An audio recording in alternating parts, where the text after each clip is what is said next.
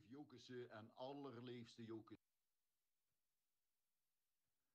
Leef Jokusse en allerleefste Jokusse. Best.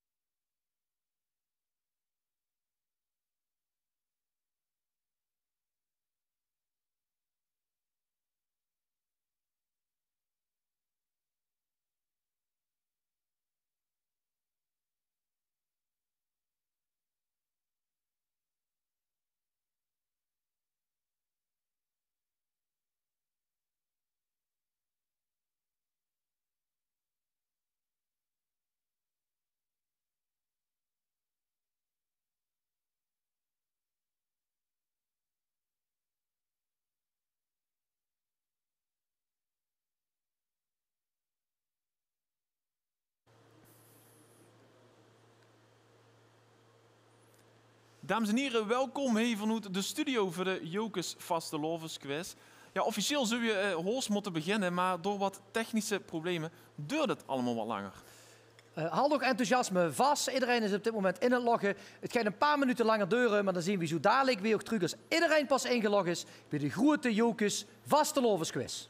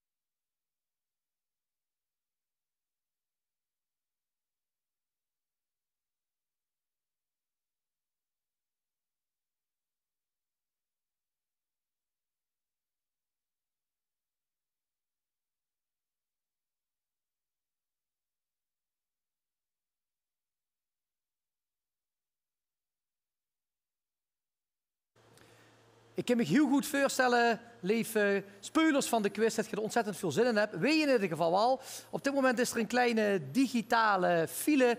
Iedereen probeert op dit moment in te loggen. Het gaat helemaal goed komen. We volgen nog heel even geduld. En dan komen we zo direct met de quiz. Maarten. Ja, pak nog even wat te drinken. Is er niet nog dat laatste woordje voordat we zo gaan beginnen met de quiz? Want ja, wie Brammer al zit, in een digitale file.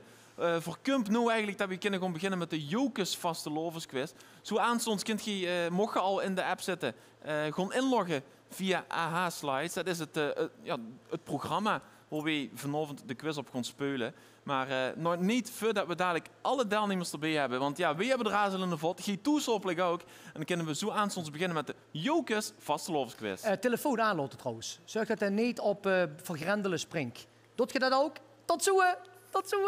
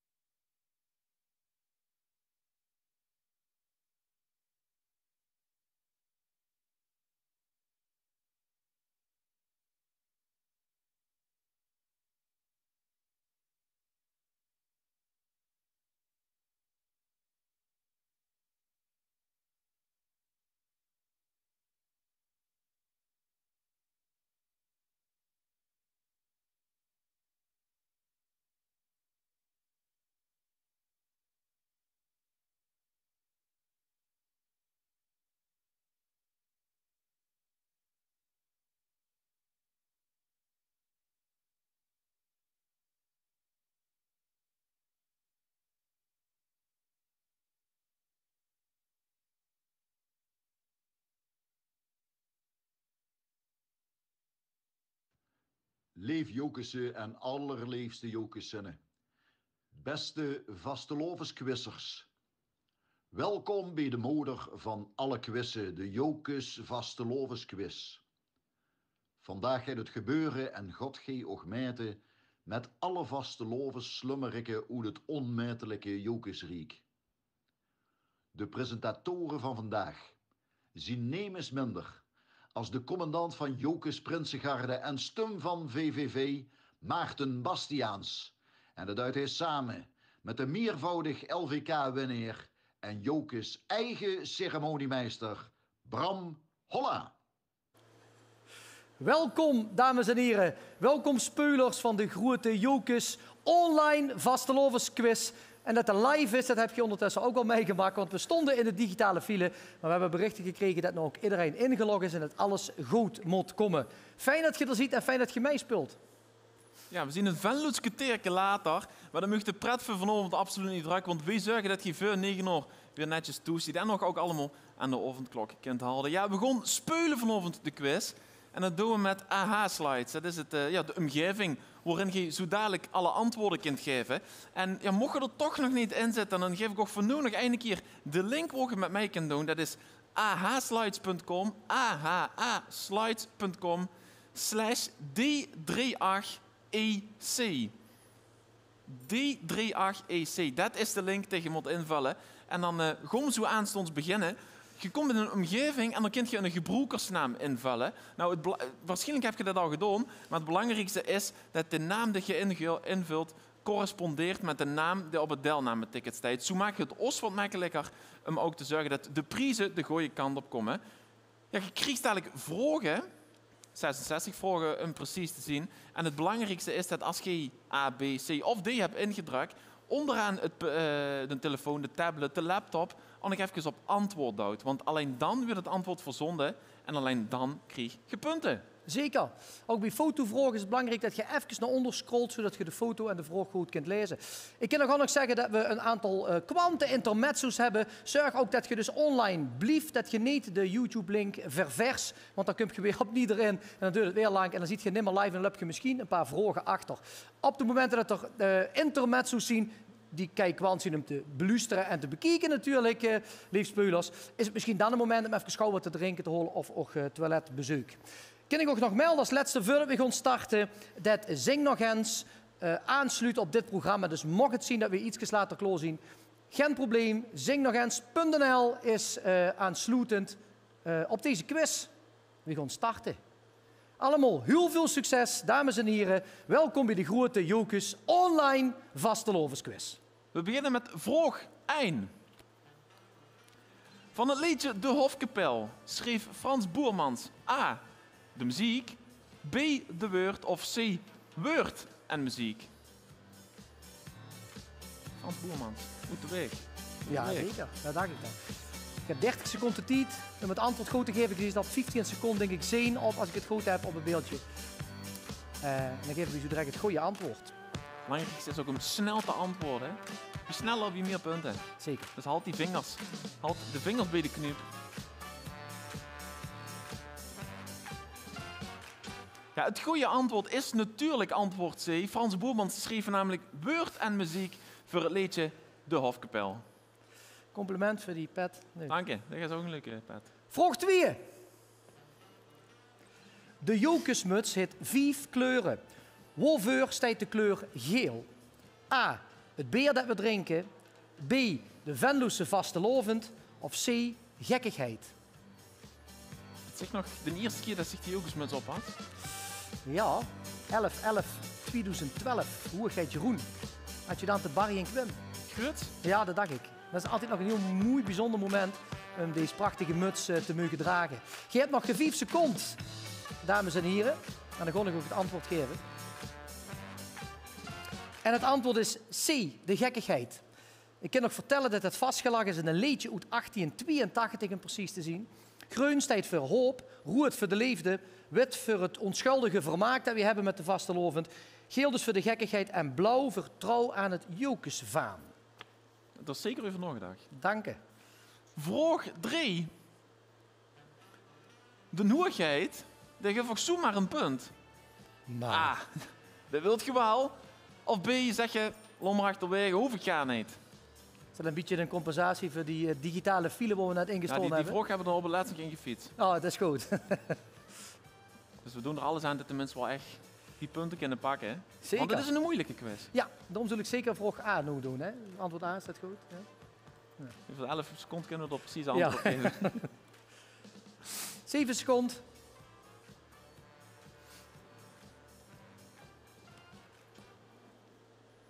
Ja, als je antwoord B hebt ingegeven, dan scheet je echt in de voet, niet gewoon in de vinger. Want het goede antwoord is antwoord A. En de mensen die er vroeg bij waren, hebben ook veel punten. Ja, en dat kan nu al een fijn zetje zien richting het eind. Wie vlotter gedrukt het goede antwoord, wie meer punten dat je kreeg. Bijvoorbeeld voor vraag 4. Vraag 4. Wie houdt het pand waar Jokes wordt heropgericht? Dat is een fotovraag. Even doorscrollen, dames en heren. Kunt je het mooie pand zien. De antwoorden zien A. Hotel Suisse. B. Huizen Schiets. Of C. Zaal Boers. Ik kan nog vertellen dat het de Vleistrot loog. Leed eigenlijk nog steeds. De heroprichting was in 1936. Je hebt nog 11 seconden.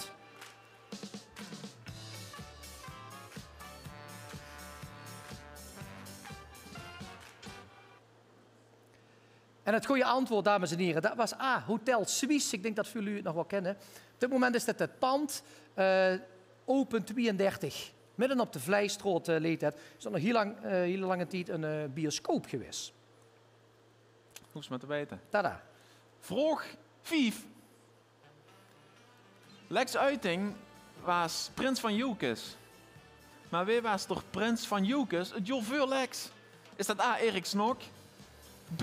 Herren Pollux? Of C. Pascal Vaas? En nog wie doorveur? Was dat adjudant? Dank je. 2015 was het. Ja, dat waren jaren. Dat is een tijdje geleden. We hebben het nu over het jaar 16. 2016 heb ik nog trouwens nog een mooie speeltje van 2015. Alsjeblieft. Ik ben toch nog zeer erkentelijk, kan nog altijd. Zeker, dadelijk 11 euro betalen. Ja, het goede antwoord. De adjudanten waren natuurlijk Nico Tissing en René Dinks. En de hoogheid van dat jaar was hoogheid Prins Pascal, de eerste Pascal Vaas. De laatste hoogheid onder regie van Volksjuxjes ten 11e, de heer Harry Powers. In 2016, wie Bram al zag. Dan nog, we gaan verder naar vraag 6. Je hebt maar 2 antwoorden waar je goed kunt kiezen, A of B. Het liedje Boetervaart zou bij de winnende liedjes van 1958. A, dat is juist, of B, dat stemt niet. Het liedje Boetervaart zou bij de winnende liedjes van het jaar 1958. A, dat klopt, of B, dat klopt niet.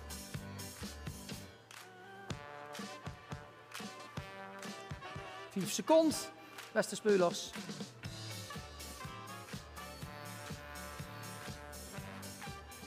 En het antwoord was B. Dat is niet goed, het stemt niet. Dat is namelijk een liedje wat pas later in een Venlose revue wordt gebruikt.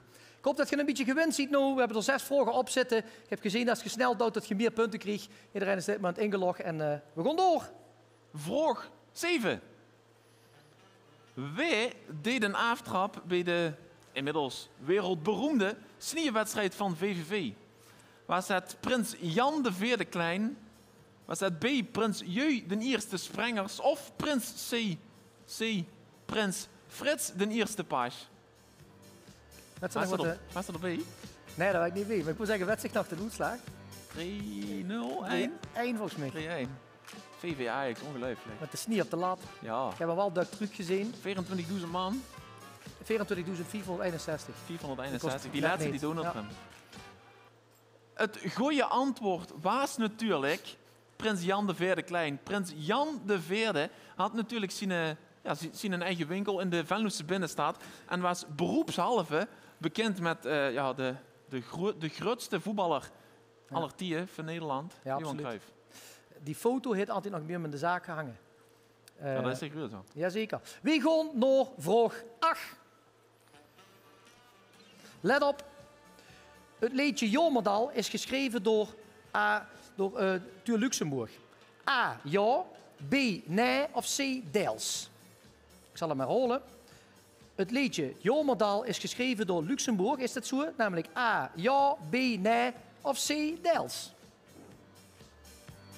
Dadelijk misschien nog even vertellen wat de mensen allemaal kunnen winnen natuurlijk. Zeker. Tot duizend van mij. Dat dacht ik toch. Verloon door een hofbal bijvoorbeeld. Of een boerenmoesbal. Of nog 3 seconden voor het goede antwoord. En dat is... Hoppakee, dat is B. Nee, dat klopt niet. Frans Boermans en Sef Hendricks, die schreven dat. Ongelooflijk. Mooi. Vraag 9. Wie was hoergeit van Jokes toekomst in 2020? Was dat A, prinses René, B, prinses Nikki of C, prins Jeerke? Ook nog niet afgegooid, hè? Nee, Jokes toekomst. nee. Gaat ongetwijfeld nog komen met alle nieuwe vastelovensactiviteiten die we voor het komende jaar zeker gaan organiseren. Kan 11 even wachten. seconden. Ja, de mensen moeten wel nog even wachten, hè? Op het goede antwoord.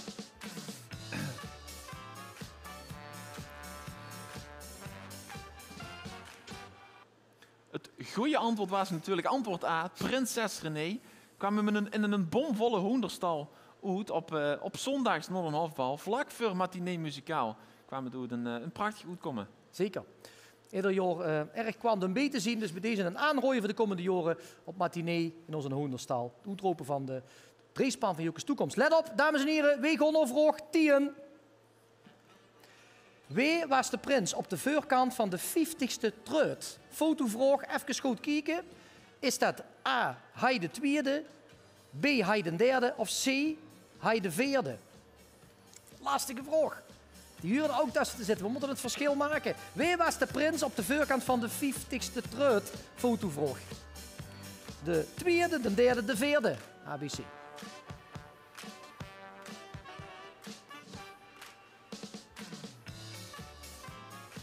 Laatste seconde zien we voor oog, dames en heren. En dan is deze vraag ook afgelopen. Het antwoord moet zien C. Dus hij de vierde en dat was in 1998 met adjudanten Marcel en Ron. Voor de mensen die het nog weten. De curryprins. Alsjeblieft. Nou, de meest joeksige vraag van de quiz tot nu toe. Vraag 11. Hoppa.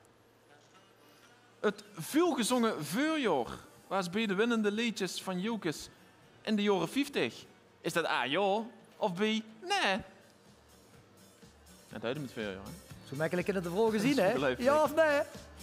50% kans, dames en heren. Dus eigenlijk, als ze die eerste prijs niet wint, liet dat eigenlijk gewoon aan zichzelf. Ja, dat wil ik al niet zeggen, maar ja.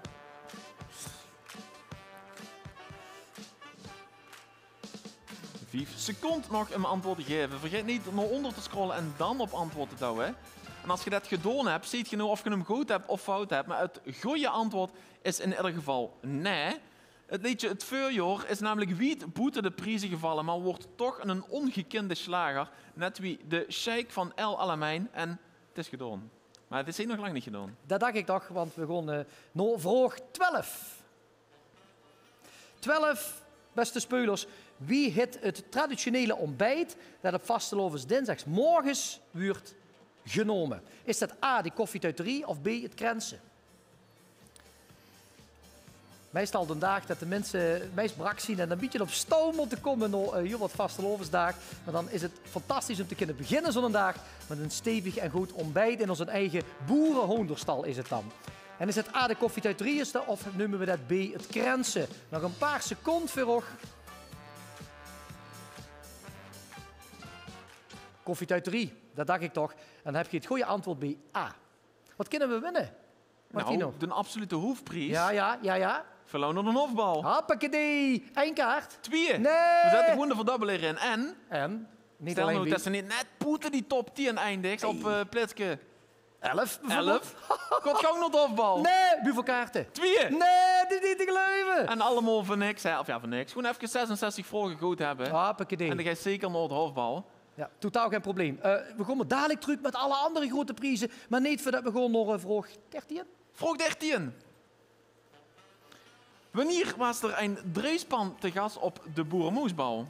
Was dat A in 1993, B in 1969 of C in 1995? Waarom is een hoergeit sowieso nooit te gast op een boerenmoesbal? Dan ga je het maar met het boerengezelschap. En deze is ook nog niet bekend. Goedkopen. Ik wil even helpen. Dat is goed. Gaat hij zich getrouwd 2 weken voor de hoofdbal? Hartstikke idee. Hebben we een We weekend moeten wel veel rust. weken. Ja, Hebben we een weekend rust met het soirée en dan... dat dacht ik. Ja, het goede antwoord, dat weet je natuurlijk allemaal als je erbij was. In 1994, toen was prins Wim II Roeven met zijn adjudanten Mark en Cor te gast op het Boerenmoesbal. Ja, en dat had alles te maken met de watersnood. Daardoor moest de Boerenmoesbal in de agenda opgeschoven worden tot na het uitroepen van de prins. Kijk, dat je dat ook weer. Vraag 14. Al heel erg lang vroegen wij ons af wat den ober ons in het glaas deed. Kent je het liedje nog? De volgende antwoorden zijn mogelijk. A. Gen borrel, beer of wien. B. Beer. Of C. Het zal altijd een geheim blijven. Wat deed den ober ons in dat glaasje? Wat heeft ze ons toch in dat glaas gedaan? Gen borrel, beer of wien. Beer of C. Het zal altijd een geheim blijven. Nog een paar seconden.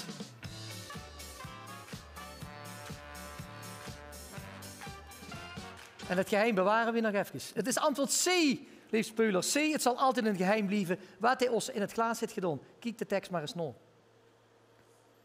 Vraag 15. Bij welk liedje huurt deze illustratie van Piet Kams? Want ik ga op het tweede scherm kijken, daar ziet je de illustratie van Piet Kams. Is dat A, het bekkersliedje, B, het beerliedje of C, Kiek ze kieken? Kijk ze kijken. Dan kijk je allemaal op het tweede scherm natuurlijk. Ja, zeker. Kijk op het scherm.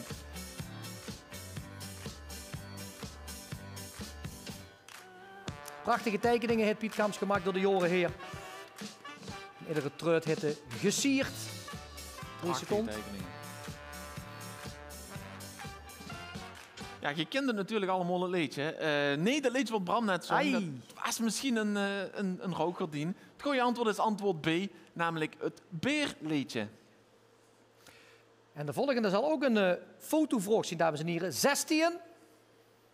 Vraag 16. Bij welk liedje huurt deze illustratie van Piet Kams? Hetzelfde dus. A. Kiek ze kieken. B. Jong en Alt. Of C. We hebben we dan. We hebben we dan. De illustratie van Piet Kams. Bij welk liedje tekende hij deze? A. Kiek ze kieken. B. Jong en Alt. Of C. We hebben we dan. Nog een paar seconden, had hij te weinig tijd om dat op te zoeken op internet. Sommige antwoorden. Je moet het proberen, maar dan moet je heel vlot zien. Namelijk binnen 1 seconde. En dat was het. Het antwoord was kiek ze kieken. Ah, heb je hem goed? Ik wel. Maar dat zei hij ook op het keertje dan. Ja. We gaan gauw door. Vraag nummer 17 alweer. Wanneer wordt de vastelovend voor het eerst verboden door de overheid in verband met een besmettelijke ziekte? Was het A in dit jaar, 2021, B 1953 of C in 1755? Wist ik dit antwoord? Nee, had Nee. ik toch niet kunnen vertellen. Ik heb wel een klein beetje verrooien wat het dan niet zal zien. Goed opletten, nog 7 seconden.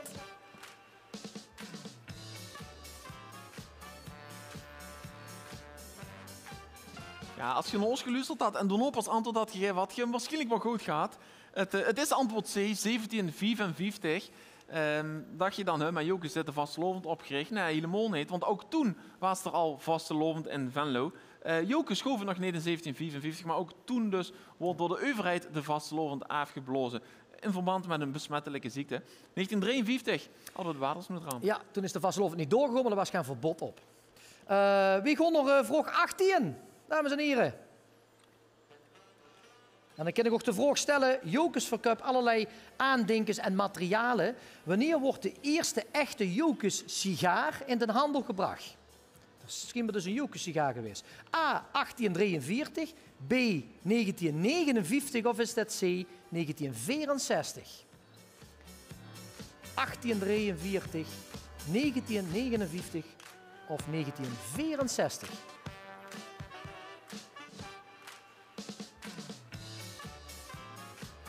We mogen een beetje dansen op de klanken van de disco dance. Maar niet voordat ik ook het antwoord heb gegeven. Dat is al een hele tijd geleden. Namelijk 1 jaar na de oprichting van Jokers. 1843.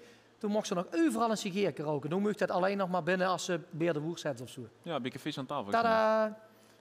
We gaan door. Vraag nummer 19. De unieke jokersmuts die de leeuwen dragen stamt uit 1842. Direct bij de introductie kreeg deze de bijnaam A. Gekromde sokkelmik, B. de puntmuts of C. de banaan. Juist nergens, die muts, hè? Nee. Ja, als ik het goed heb, is dit een soort uitgangsmuts voor soldaten geweest in Kelle. Die hebben een soortement van die mutsen gedragen en dat is later overgenomen en deze kant op geweest. 5 seconden nog, dames en heren.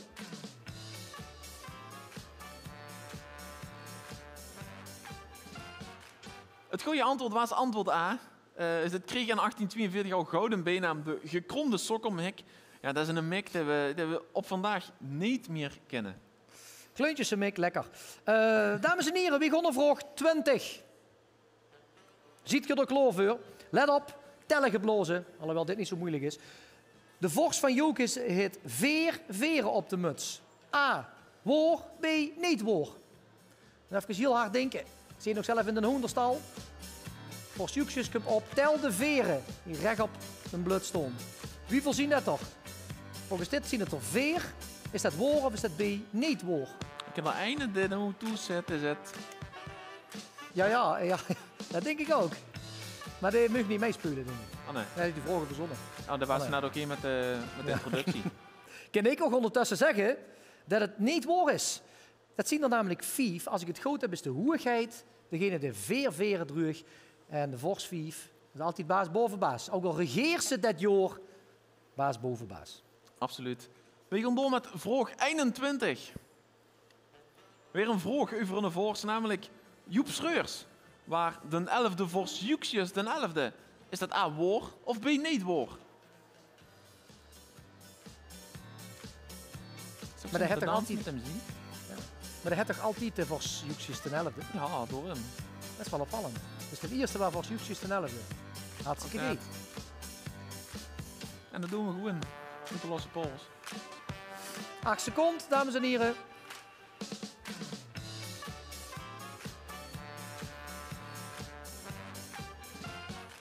Ja, de mensen die een beetje gevoel voor historie van Jokers hebben, die wisten dit. Het is namelijk waar. Joep Schreurs was inderdaad de 11e vorst Juxius de 11e. We zien nu bij de 14e vorst Juxius de 11e. Dat is Rovers Sleijen. Zo kunt je heel makkelijk terugtellen naar de 11e vorst Juxius de 11e. Zeker. Dames en heren, voorbij overgaan dadelijk nog leedje nummer 4, want dat kan ik ook alvast verrooien. Dat we door nog gaan kijken en gaan luisteren. Nog een keer een vraag 22. Als volgt. De winnende poster van dit jaar is gemaakt door Anne Haaien. A, waar of B, niet waar? Mooie poster, wordt geknoeveld wordt als ik het goed heb. Kijk te gaan. Ik heb hem op het raam hangen. Heel goed van mij. Ik woon te hoog, mensen zijn er niet. Ja, dat is waar. Dat is voor iedereen beter ook, ja. Ja. Waar of niet waar? A, B, gemaakt door Anne Haaien. Haar seconde. En dan kan ik ook melden dat dit waar is. Dus ik denk dat Anne nog heel groot is en het heel zin vindt dat stichtje aan de poster voor het raam is hangen. Morgen, eerst wat ik doe morgen. Dat dacht ik toch. We Onder liedjes. We gaan door naar liedje. Liedje nummer 4, dames en heren. Gaan we als eerste kijken.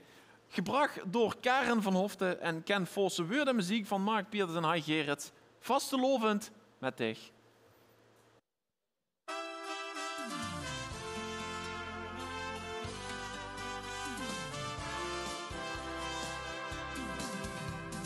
Als ik een lied voor dich zing, Samen een lied met ik als ik een glas met dich drink, Als ik mich dazu beding, ben ik de prins Souris.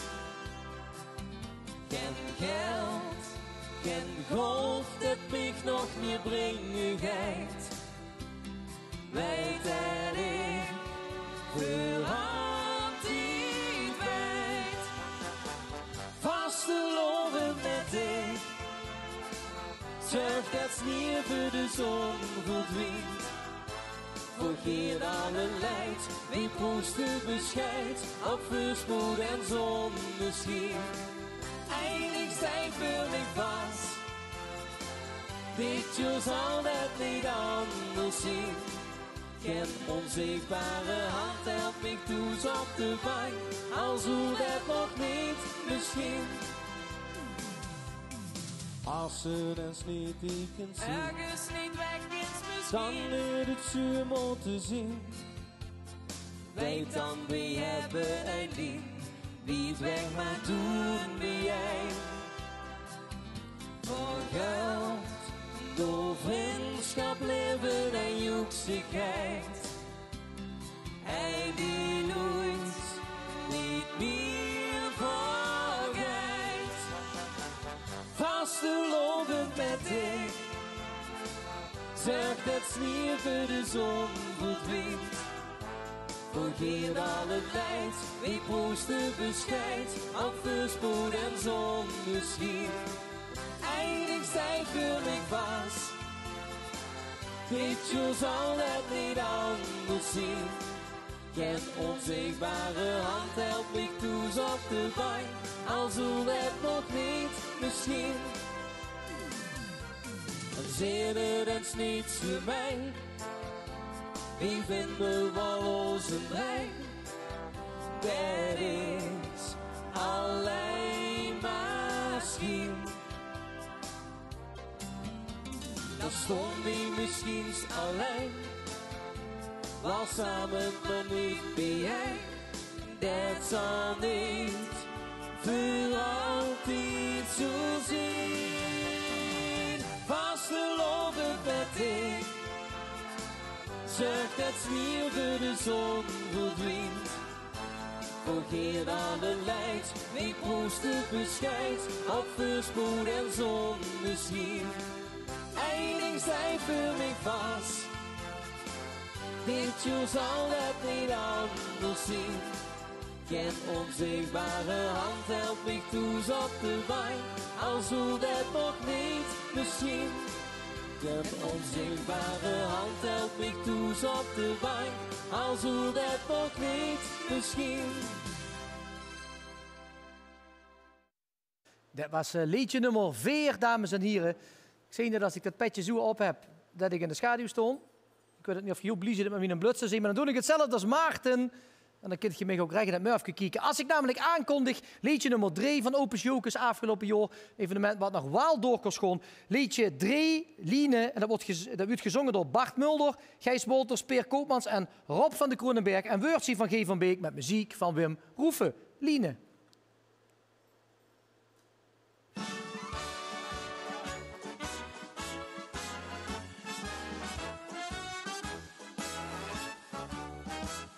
Miljoenen van gejojo, van krekkers en van zwaai. Van magerzus en magerzoe en nooit zijn stukje vrij. Nou zien we al den Liene, zo onderhand was dat. We waren nooit geen vrienden, we waren nooit en lat. We gaan ons nooit meer kwelen. Nee, nog niet misschien. En het kan ons niks meer schelen, dat we gaan slanke dennen zien. We willen nooit meer dienen. Nee, maar niet misschien. Want we willen nooit zijn vrienden. We blijven lekker, we blijven lekker, we blijven lekker wie we zien.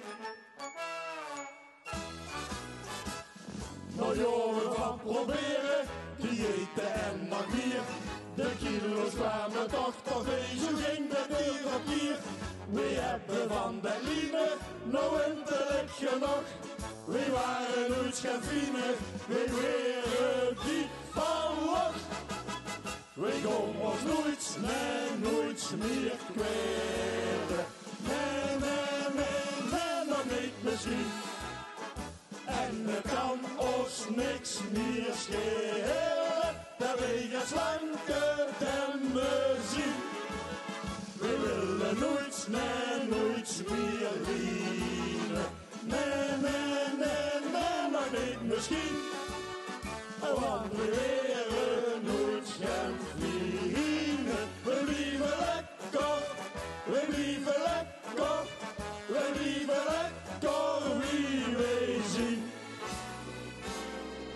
En als de ganse stad ons weer van top is die een bekijk, dan kijken wij gewichtig terug. Wij maken ons niet dik.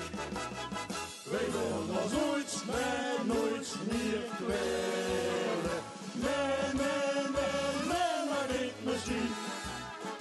En het kan ons niks meer schelen. En wij gaan slanken en beziek. Wij willen nooit meer lienen. Nee, nee, nee, nee, maar niet misschien. Want wij willen nooit gaan vliegen. We blijven lekker, we blijven lekker, we blijven lekker wie wij zien.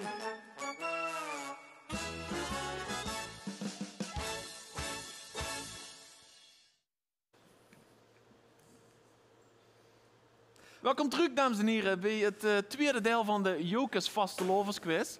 Ik heb net Bram voor het eerst in mijn leven zien rennen. Dus dat is een koddig begrip. We kregen veel berichten dat er toch wat fout gaat online. Nou ja, daarom muziek rennen. Fout is het niet, kan ik ook melden. Maar je moet het scherm van een telefoon of tablet in de gaten houden. Het scherm is leidend wat je ziet op een telefoon. Het kan zien dat de vraag misschien iets later of iets eerder binnenkomt. Dat mag voor het verhaal niet doen. Dat heeft vooral te maken met wie snel dat het internet bij ons werkt. Schrik niet, alles wordt bijgehaald, het komt goed. Vooral het scherm van ook een telefoon is leidend en niet op de televisie. Gaan we nog 2 kwantenleedjes weer door, als ik het goed heb. Alsjeblieft. En dan gaan we naar vraag 23. Vraag 23, ja. Aaron Pollux is fors geweest van Jokers Toekomst. Is dat A, woor of B, niet woor? Ik weet niet of dat de prins is geweest van Jokers. Ah, zeker. En ik weet dat de ceremoniemeester is geweest. Van Jokers. Ook nog eens. Ja, dat best ik lopen, jongens, toch? Bij de Ja. Berthe Summerclub. Ja, dat klopt. Gaat dat goed? Als ze zitten, dan ik me het bijrollen, maar dan bestel ik er altijd 1 extra voor mij. Kijk. Eigenlijk is dat best wel leuk dus. Ja, heel leuk. Onze beschermer hier is Jan Schreijen. Nou ja, dat Schreijen. is fantastisch. Dat is ook leuk. En speel je gewoon wel paard. 5 seconden.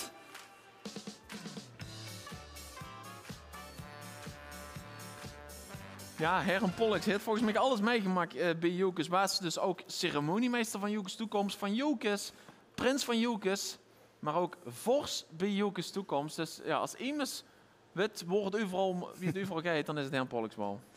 En dan kan ik aansluiten met vraag 24.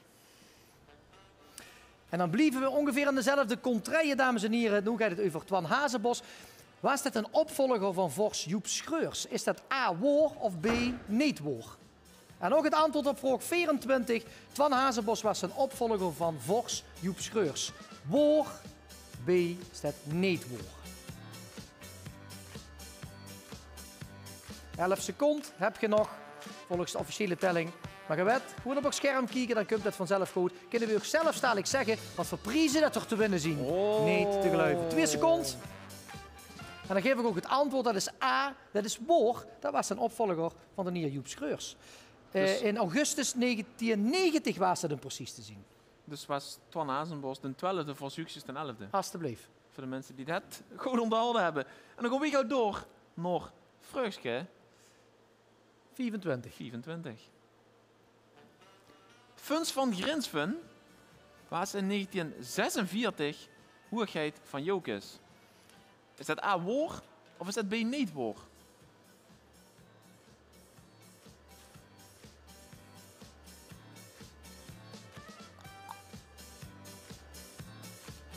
Direct naar de oorlog, woor of niet woor. 1946, jo of te nee? Funs van Grinsven.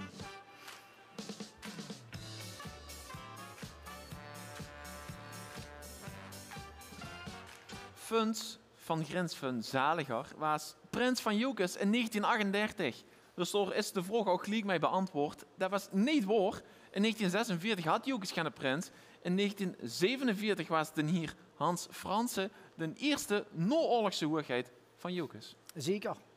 Dames en heren, we gaan over naar de boerenbroelof. Een paar vragen over de boerenbroelof. En ten eerste vraag 26. Het is zo dat een aantal verenigingen Dukker de boerenbroelof heeft georganiseerd. VHC heeft het 4 keer gedaan. A, is dat waar volgens och, of denk je B, dat het niet waar is? Dus is best dat grote Venloze verenigingen Dukker de hier te Beurtveld zo'n prachtige boerenbroelof te mogen organiseren. Dat is natuurlijk ook wel logisch als je kijkt naar de importantie wie ze in het Venloze verenigingsleven stond. Dit is vraag 26, daar heb je nog een paar seconden voor. Is het zo dat VSC 4 keer de boerenbroelof heeft georganiseerd? En dan zal je A waar of B niet waar ingegeven hebben. En dan kan ik ook melden dat het waar was. En ik ben even aan het denken wat het laatste jaar is geweest dat ze het ook georganiseerd hebben. 2016. Poh, knap van dich. 7 Imke, het broedspaar. Kijk, we hadden natuurlijk afgesproken even kijken of het een beetje op een letter was. Maar Ja, ik heb mijn hoesweg gedaan. Ja, ik ook. Oké, ik ben heel benieuwd. Vraag nummer 27. Alsjeblieft. De Sociëteit Jokes wordt opgericht op 6 oktober van het jaar. A. 1822, B. 1842 of C. 1862. Nou Bram, ik weet eindelijk zeker. Wie waren er niet bij? Nee, dit weet ik inderdaad ook zeker. Slands oudste vasteloosvereniging. Nu weet ik niet of ik al een vraag van verrooide, daar kom ik uit, maar ik denk dat dit al niet bij zit. Dat is in ieder geval een zekerheid. Maar welk jaar was dat? En wat we ook zeker weten is dat het de 19e eeuw was. En op 6 Alsjeblieft. oktober. Ja. Let's hebben we Leeuwendag bij Jokes gehad. Dat was precies de verjaardag van Jokes. Moet je het nu En zeggen? dat was toen Jokes inderdaad is opgericht op 6 oktober van het jaar 1842. Vandaar ook de Sociëteit Jokes 1842.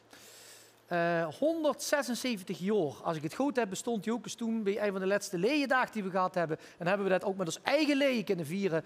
En door gij de per slotverrekening hem. Dames en heren, we gaan door naar de volgende vraag. En dan heb ik het over vraag 28. De opsteker gaan we het over hebben. Ik geloof dat ik er 461 in bangen. De opsteker 2021 is van Jos Kriemers. Komt hij uit Aarse? Is dat A, waar of B, niet waar? Maar hij is ook ten opzeker 2021 op Ja, op de ruk. Op de rug. Ja. Ik zie hem hangen. Ja, leuk hè? Toch eeuwig zin Ja. dat we op de rug gaan. Dit gaat ze hem niet op de ruk. Was ik ik heb hem hem al. mee. Ja, nee, dan is het Ergens. goed. Hey, Ah, kijk. onder de unit van een ridder gold. Zeldzaam van de visemententen. En ik kan nog het antwoord geven, dames en heren. Dat is niet waar. Want deze beste man kan moet tegelen. Wat voor prijs hebben we te winnen? Maar we hebben al de hofbalkaarten. Eigenlijk is 2 keer 2. deelname al een prijs aan Ik zich. wil het al zelf niet zeggen, maar dank je. Meervoudig LVK-winnaar, dames en Dank je heren. wel. Liet ramen weer samen.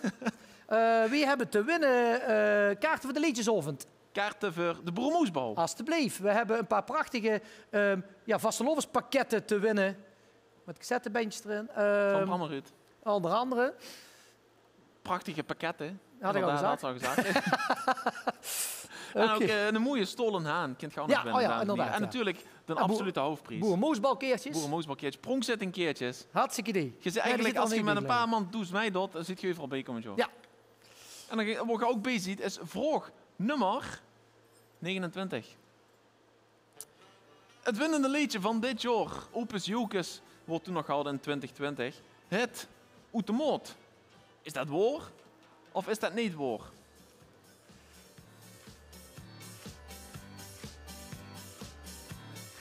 Wordt vorige week nog de quiz van gepresenteerd. Kom even bij me staan.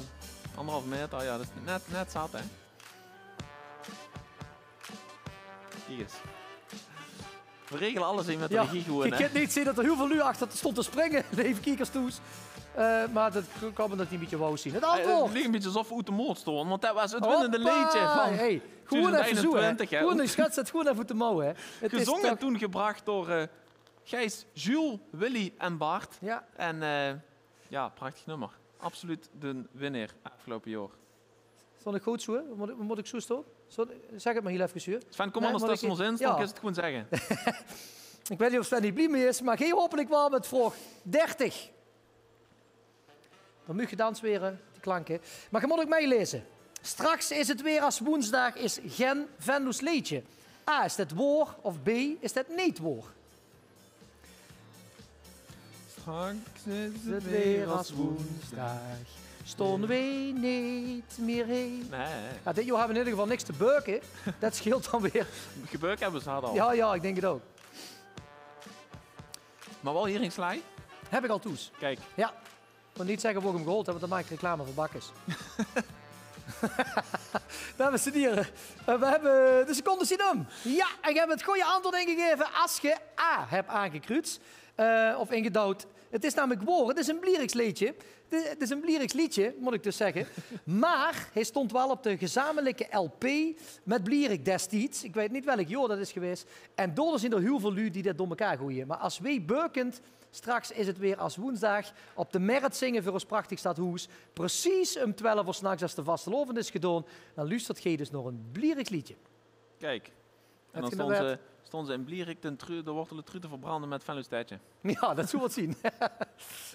We gaan door met vraag nummer 31.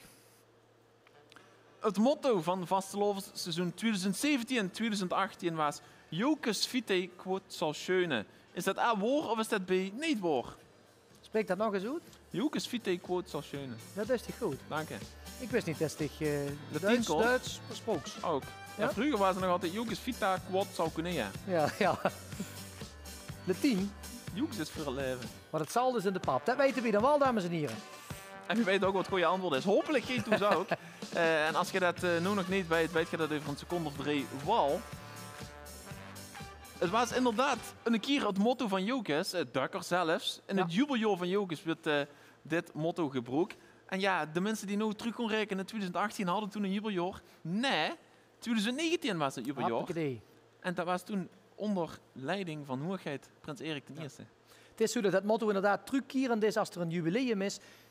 Dan schrijven we het dus niet terug tot 1842, maar wel de laatste 3 keer, als ik het goed heb, ziet je dat motto voorbij komen. Wie weet de volgende keer weer. 2030. Ik had nog wat vragen beloofd over de boerenbroelof, dus ook nummer 32. Wie was het boerenbroelofsgezelschap van 2020? A, de Koedeljacht van Benders. Was dat B, College den Hulstor? Of was dat C, de Heringerstroot? Boerenbroersgezelschap. Maar alle 3 in de recente geschiedenis van Absoluut. dit gezelschap. Absoluut. En hoeveel was het? PSC dus. PSC. Die vraag hadden we al gehad. Dames en heren, ik heb nog 11 seconden om op het goede knupje te douwen. De Koedeljacht van Benders bij A, of Den Hulstor bij B, of zeg je nee, dat was de Heringerstroot op C. En nog het antwoord. En dan moet je genoeg gegeven hebben, dan komen we bij C, de Heringerstroot. Dan werd getrouwd. Met de broedegom Klaas en met het broertje Simone.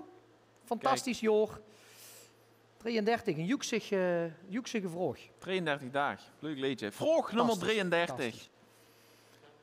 Het laatste nieuwe dreespan van Venlo's Vastelovensgezelschap Jokes is A. Prins Erik I met zijn adjudanten Paul en Dominique. Of B. Prins Marcel III met zijn adjudanten Jos en Fred. Of C. Prins Marcel II met zijn adjudanten Paul en Jos. Ze hebben ook in ieder geval nog een punt gegeven straks. Ja, dat moet ik net zeggen. Daarbij moest ik ook wel een klein beetje schamen als Venlo's Vastelovensvierder als hij hier op het verkeerde knipje doos. Je kunt altijd zeggen natuurlijk dat het per ongeluk gewoon aan internet loopt of zo. Ja. Dat zeggen we al de hele tijd. Het heeft Digitale gewoon niet met de file. techniek te maken, maar wie zegt gewoon, oh internet, daar kunnen we niks, we zien er lom mee. Hè? Dan, De tietie. Het goede antwoord, dames en heren, is natuurlijk antwoord C. Maar- Prins Marcel II met zijn adjudanten Paul en Jos zijn uitgekomen in 2020. Ja, we zien een ruim een jaar later en ze zien nog altijd niet afgetrooien. ja. En Toch ook wel bijzonder. dat hè? is heel bijzonder. Ik denk niet dat ze het kwaad vinden. Ja, het is vooral leuk om nog een jaar print te zien. De afspraak is dat we de 3 hier ook nog niet op de activiteiten zien aanstonden. We slonden alles precies een jaar over. En dan danken we u hartelijk, want ze waren het allerbeste dreespan van de afgelopen 2 jaar. En dan zitten we weer in een nieuwe vuurskloor. Maar niet, dames en heren, dat we verder gaan naar vraag 34. Maarten refereerde er straks al een keer aan. In welk jaar tekende Jokes Toekomst en Venlo's Vastelovensgezelschap Jokes, de grote en de kleine, een convenant voor het samengaan van deze 2 verenigingen? Was het in A 2015, was het in B 2012 of C in 2002, al langer truc? Convenant getekend tussen Jokes en Jokes Toekomst. Welk jaar was dat, lieve spelers? 2015, 2012 of 2002? En dan is de tijd nu en kan ik ook melden dat het in 2015 was. In de stad Hoes is dat getekend door Hoergeit Ruud de Tweede. En ik heb dat van doen bij me meemaken. Martino. Ik ook. Ik had ook die Ja. eerder wel beter mee gezien. Vraag nummer 34 alweer. Ga je erop. In welk jaar is Jokes Toekomst opgericht? Was dat A, 1951 of was dat B, in 1960? Er is altijd gedacht dat Jokes Toekomst een onderdeel van Jokes was. Dat had ook die gekromde sokken mee. Precies. Maar dat is dus pas officieel in 2015 geweest. Het was toen, goeie antwoord, was het een initiatief van de Sint Martinus Jongensclub van de Noord-Binnensingel om dus een vastelovensvereniging voor de jeugd op te richten. Maar in welk jaar was het? Hoppa. 1951 of in 1960? Nou, het goede antwoord was dus 1951. Antwoord A dus.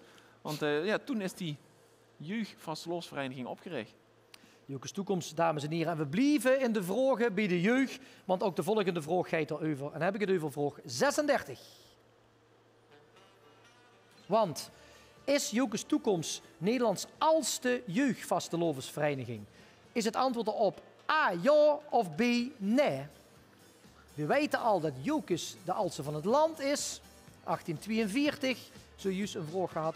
En hoe gaat het over Jokes Toekomst? Met nog 15 seconden. Opgericht in 1951. Maar zien ze door mij de oudste? A, ja of B, nee. 50% kans.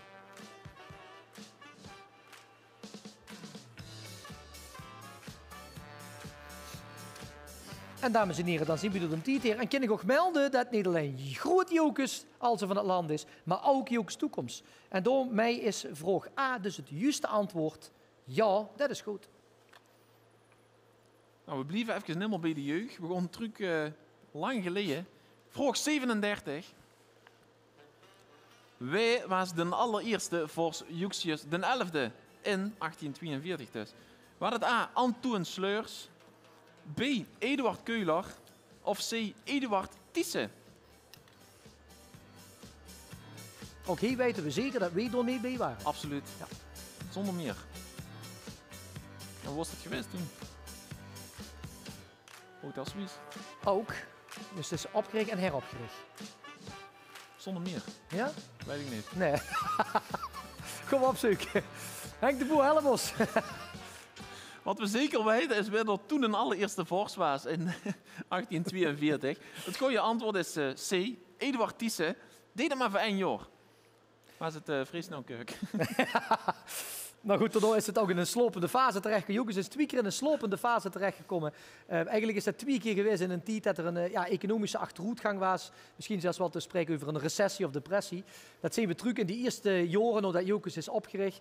Maar dat zien we ook terug in een tijd, zo'n beetje rond die Eerste Wereldoorlog, dat het ook slopend is geweest, maar gelukkig nooit opgeheven. Dat is dan bijvoorbeeld het verschil met Maastricht. Die hebben De Tempeliers.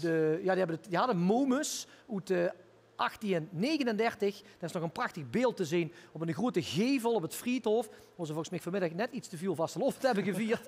Ik heb het niet gans meegekregen, maar volgens mij ging het nog niet helemaal wie de bedoeling was. Maar ze zien opgehaald te bestaan en zien, ik denk zo ergens na de oorlog weer heropgericht en de Tempeliers geworden. Kijk, de wortels van vastelovend gewoon wie truc, daar ook nog veel meer dan Jokes. Maar officieel bestaan we het langs.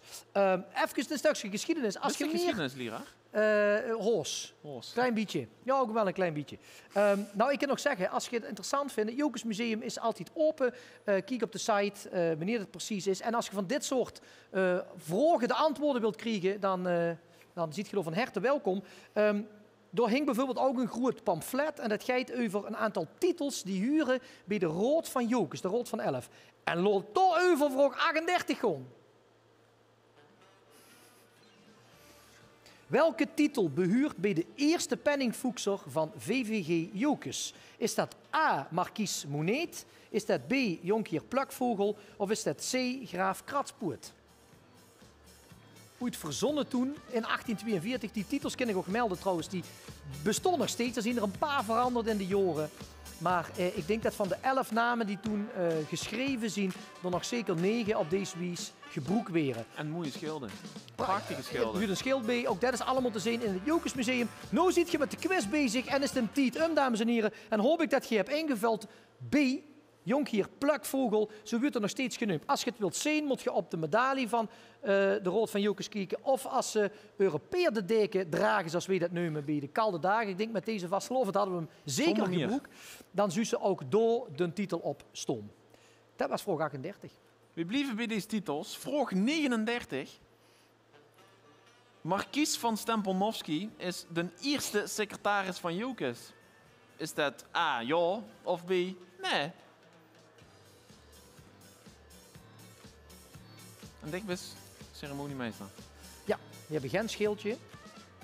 Want de Rood van 11, dat zien er natuurlijk vanzelfsprekend maar 11. Dat zijn ook echt maar 11 mensen. Het is niet zo dat er reserve zien of zo, was er heel veel zuurs bij verenigingen. En die zijn ook allemaal voorzitter en hebben direct de taak in het bestuur van Jokers. Dus ze werken het ganse jaar hard om de vereniging te sturen en besturen.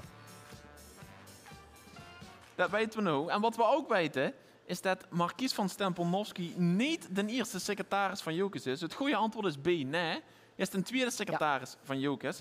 De eerste secretaris droeg de mooie titel Baron van Enkhuizen tot Pennenberg. Kijk, dat je dat ook beschreef en dat je dat ook werd. Volgende week zien we- volgen we nog eens. Zeker. We gaan naar de volgende vraag, dames en heren. En dan zitten we alweer bij vraag 40. Wie was hoeigheid waarvan het dreespan op een foto staat met nekse been? Als ik het goed heb, is dit een fotovraag? Zit er een fotovraag bij? Kijk even achter naar de... Maar ik kan het We zijn antwoord enig geven. knikken. Namelijk A, Pieter van Rieswijk. B, Hai Seelen of C, Joop Berendsen. Dus schijnbaar is er een dreespan geweest. Die hebben met nekse been op een statiefoto gestonden. Dat kan en meug natuurlijk gaan niet. Waar is dat Pieter van Rijswijk? Waar is dat Hai Seelen of waar is dat Joop Berendsen, dames en heren?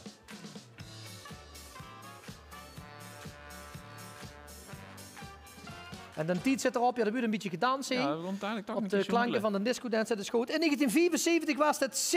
Joop Berendsen.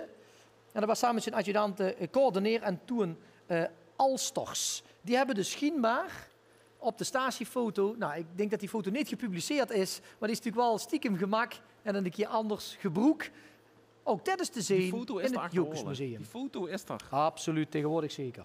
Vraag nummer 41 alweer. Burgervader de heer Scholte is ook beschermheer van het Venlo's Vastelovsgezelschap Jokers. Maar waar is hij geboren? Is dat A in Deventer, B in Gouda of C in Raaksel? Veel Venlo was de burgemeester van Zwijndrecht, als ik het Absoluut. goed heb. En Dolveur, local burgemeester en wethouder van de gemeente Deventer. Kijk, En geïnstalleerd in het Roltoes in 2012. kijk. Dat je dat ook weet, dames en heren.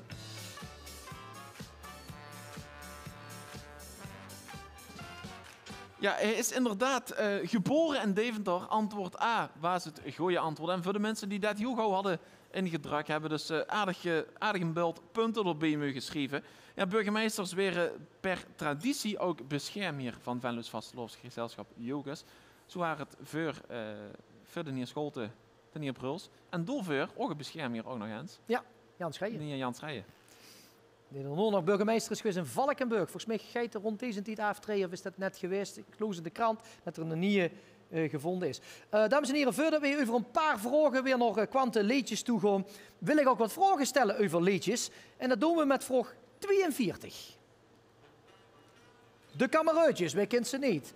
Wie is toch nooit lid van geweest? A. Joke Thiewe, B. Petra Hoebe of C. Christel van Rijn? Wie is nooit lid geweest van de kameruitjes? Joke Thiewe, Petra Hoebe of Christel van Rijn? Van Rijn op vraag C. Antwoord C. 11 seconden heb je nog, dames en heren. Laat even die leedjes door de gedachten gaan van de kameruitjes. Zing ze eventueel mee. Ik kan me voorstellen dat de mensen nog even voor zich zien. We zitten allemaal tussen. Ja, Er precies. zitten eigenlijk niet tussen. Ja, en dat was Petra Hoebe. Dus B is het goede antwoord.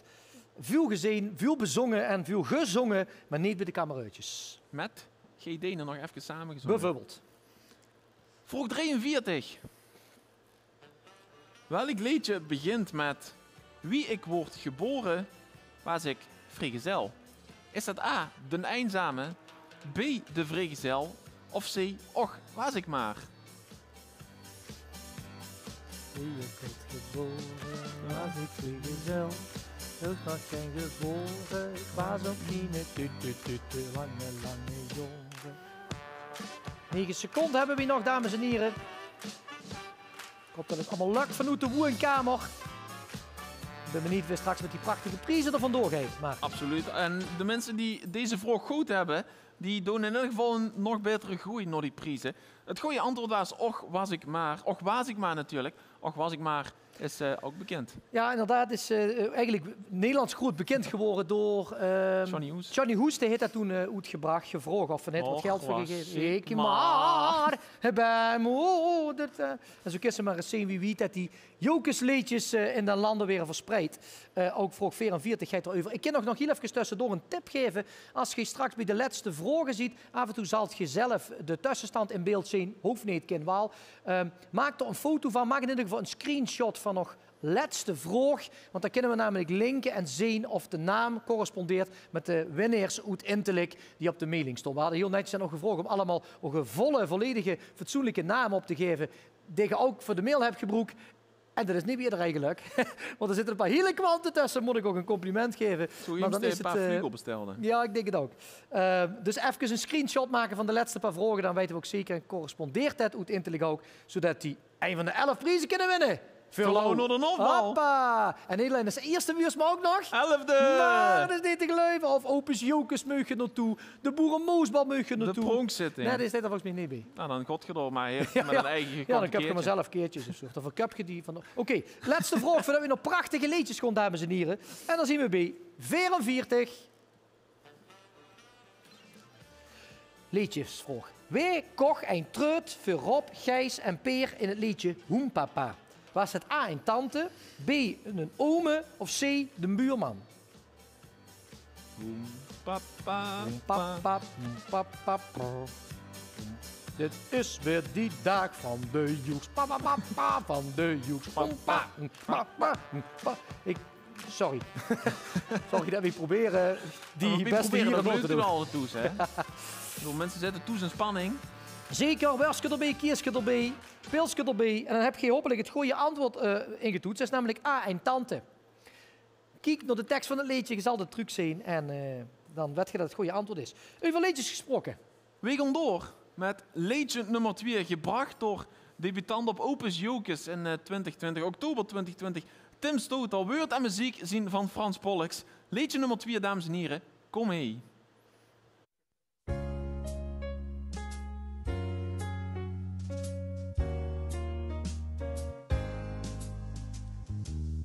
Zet die kleppen aan de kant en kom heen. Geef mij allebei die hand, ik ben vrij. Dus dans met mij, alleen vanavond vaste loven. Dood die ogen toe de zuust, het kind. Tegen ik wist dat het duister begint.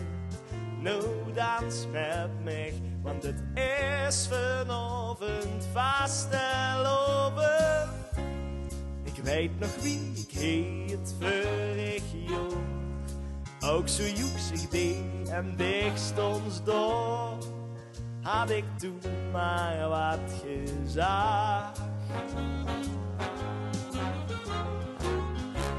En nu stond ik weer door, dichtstijds heen.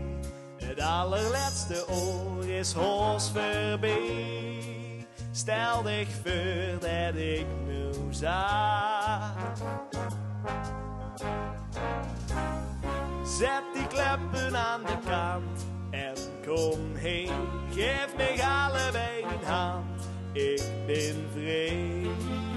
Dus dans met mij, alleen vanavond vasteloven. Dood die ogen toe de zuust, het kind. Tegen ik wist dat het duister begint. Nou dans met mij, want het is vanavond vasteloven. zag het tegen dich, maar niet hardop. En dich lag lief nog meer in mijn kop. En daar zei je genoeg. Want zo verkomt ze pien en geknoei. Enkel schoenen schien heel het mooi. Met kastielen in de lucht. Zet die kleppen aan de kant en kom heen. Geef mij allebei die hand. Ik ben vrede, dans met mij. Alleen vanavond vastelovend. Doet die ogen toe, zuust het kind. Die ga ik wist het duister begin. Nou dans met mij, want het is vanavond vastelovend.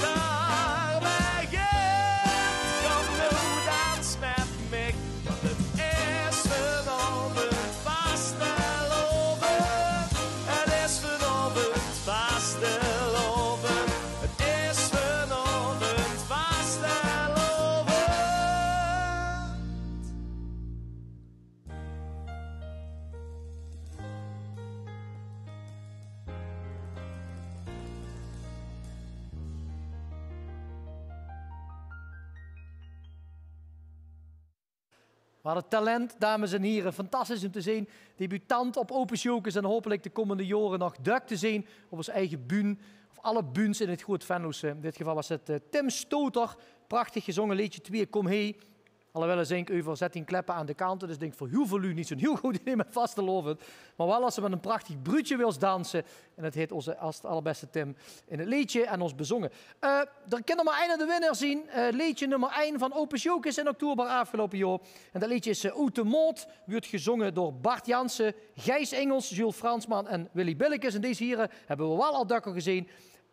Woord Peter Jansen, muziek van Hai Gerrits. Dames en heren, veel plezier en geniet van liedje nummer 1, Uit de Moot.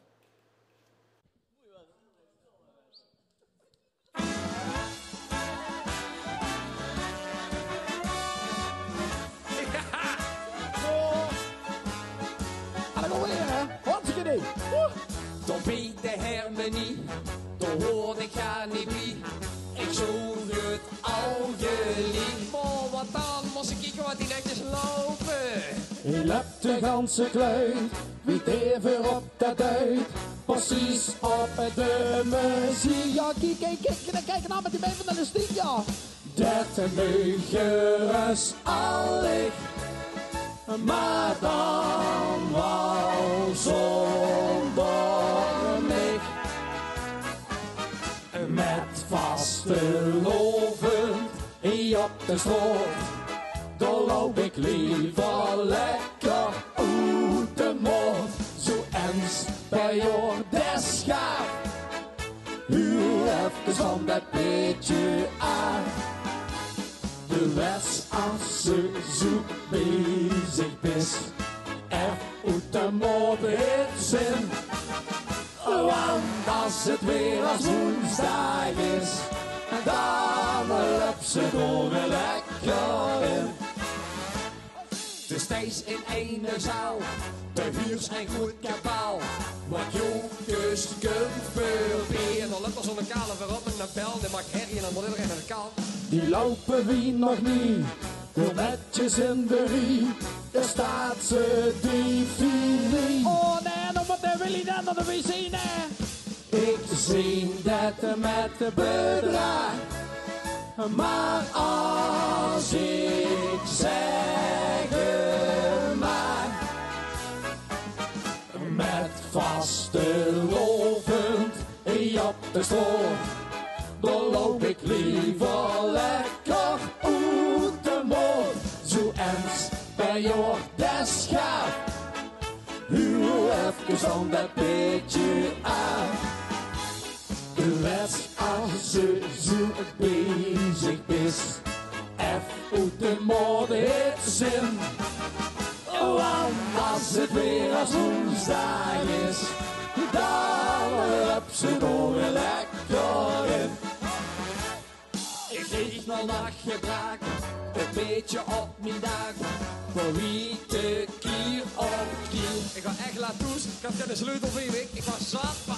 Ik hoef het te verstaan, al wat ik had gedaan, toen kreeg ik ze nog meer. En dan met een opkiet nog een zoen met die schier. Maar laat toch gewoon de drei, het woord hier geen mij. Met vaste geloven die op de stroom, dan loop ik liever lekker uit de mond.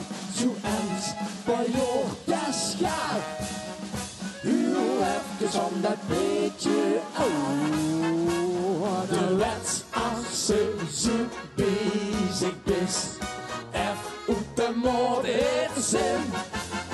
Want als het weer als woensdag is, dan loopt ze door weer lekker. Als we eindelijk lekker, Want het kost niet gekker. ondanks ons gemekker, loopt ze door weer lekker in. Halkie, balkie, hotsé. Nou zeg nog maar eens wat. Dan zien we weer. Nee. Het laatste blok, de laatste 22 vragen, dames en heren. Ja, ongekende spanning. Vooral toes, denk ik. Zeker, we hebben een tussenstand. Geen kind de tussenstand niet zien, dames en heren.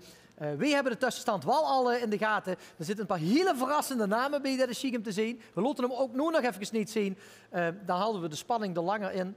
Er zitten ook een paar onbekende, een paar hele bekende jokussen en jokusologen in. Ik denk dat ik het verkeerd uitspreek. Hoe het onmiddellijke jokesriek. Tada, de woord van onze vors opende er net mee. Ziet je er klaar voor? Heb je weer een pilsje gepakt? Heb je een neutje en een worstje? Want we gaan verder met de vragen. En dan zien we bij vraag 45. Met welk nummer wonnen hij en Paul Pieters het LVK in 1991? Was het A, Kom mij? B, een joekskapel op Joets? Of C, de Mexicaanse wals? Ik vind het trouwens, het woord mij kunt ze eigenlijk maar op een manier zeggen. Want toch Mij. vind ik dat ze dat op de allermooiste, chicste wijze doen. Oei, kom mij. Vergeet kom mij. Hoi, white. Nee, gooi je bij. Of dat het goede antwoord is. Duurt voor 3 seconden. Nee, dat is niet het goede antwoord. Kom mee. Het winnende LVK-liedje van 1991 is een joekskapel op Joets. Jokus en Venlo heeft Duik het LVK mogen winnen. En ik denk dat dit misschien wel een van de meeste liedjes die ondergesneerd zijn gebleven. Die op een of andere manier... We kennen natuurlijk wel een joekskapel op Joets, maar dat hij ooit het LVK had gewonnen, stond veel lu niet bij stil. Ik denk dat Wiel Vestjes wel 5 keer het LVK heeft gewonnen. Een wisselende samenstelling.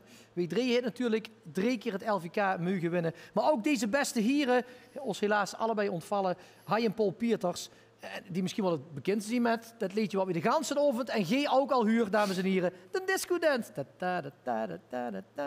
46. Hey, dat is het liedje Dat is weer. er weer. Wie duik komt het woord olé voor in het refrein van de vasteloven samba? Leuk, hè? 7 keer, 8 keer of 9 keer? Ik denk dat mensen naartoe dan... Even al.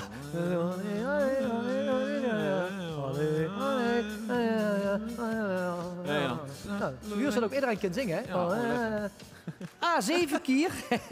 B, 8 keer of was het 9 keer? Oh, tellen, leuk, hè? En dan wordt eigenlijk een herrie gemaakt. Dat is al.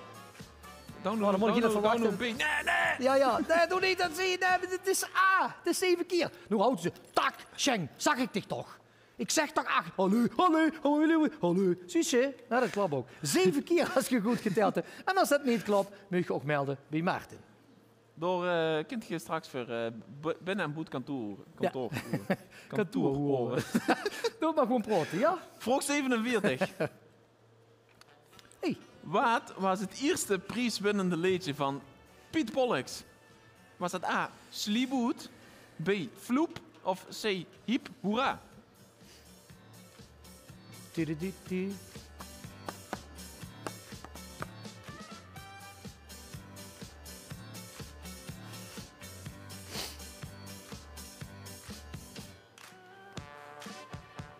Spannend, spannend, dames en heren. 47 vragen gehad. De tussenstand wordt steeds sterker. Het kaf begint zich van het koren te scheiden. Hartstikke idee. En vooral nog deze vraag, en namelijk B was het goede antwoord. Floep, zag het flesje. Toen zullen er vast wat flesjes vloep hebben gezegd.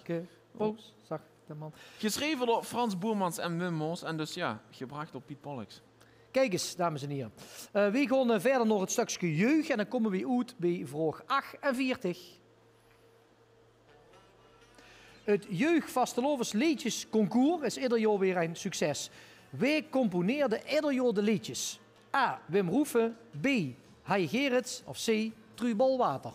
Zelf 2 keer met mij genomen. Kijk. 2 keer tweede. Ja? Alle liedjes die niet winnen, weer tweede. Dat is mooi. Ja. Oké. Nou, dan zal ik ook weer de tweede dingen worden. Dit is voor alle basisscholen van Groot Venlo die mee willen doen. Of van de stadsdeel Venlo, als ik het goed heb, die mee willen doen. Kregen een prachtig liedje aangeleverd van een van die 3. En dan mogen ze meedoen in de Vlonazaal. Een week voor vastelovend, geloof ik. Hè? En dames en heren, dan hoop ik dat je gezocht hebt naar Wim Roeven. A is het goede antwoord. Hij componeert al jaren voor de basisscholen alle liedjes van het JLVK voor de kinderen van de basisscholen. En de teksten werden gewoon geschreven door die kleine kinderen van groep 7, groep 8 van die basisscholen. We gaan door, dames en heren, vraag nummer 49. In welk jaar begon Piet Kamps voor Jokes te tekenen? Was dat A in 1948, B in 1951 of C in 1954?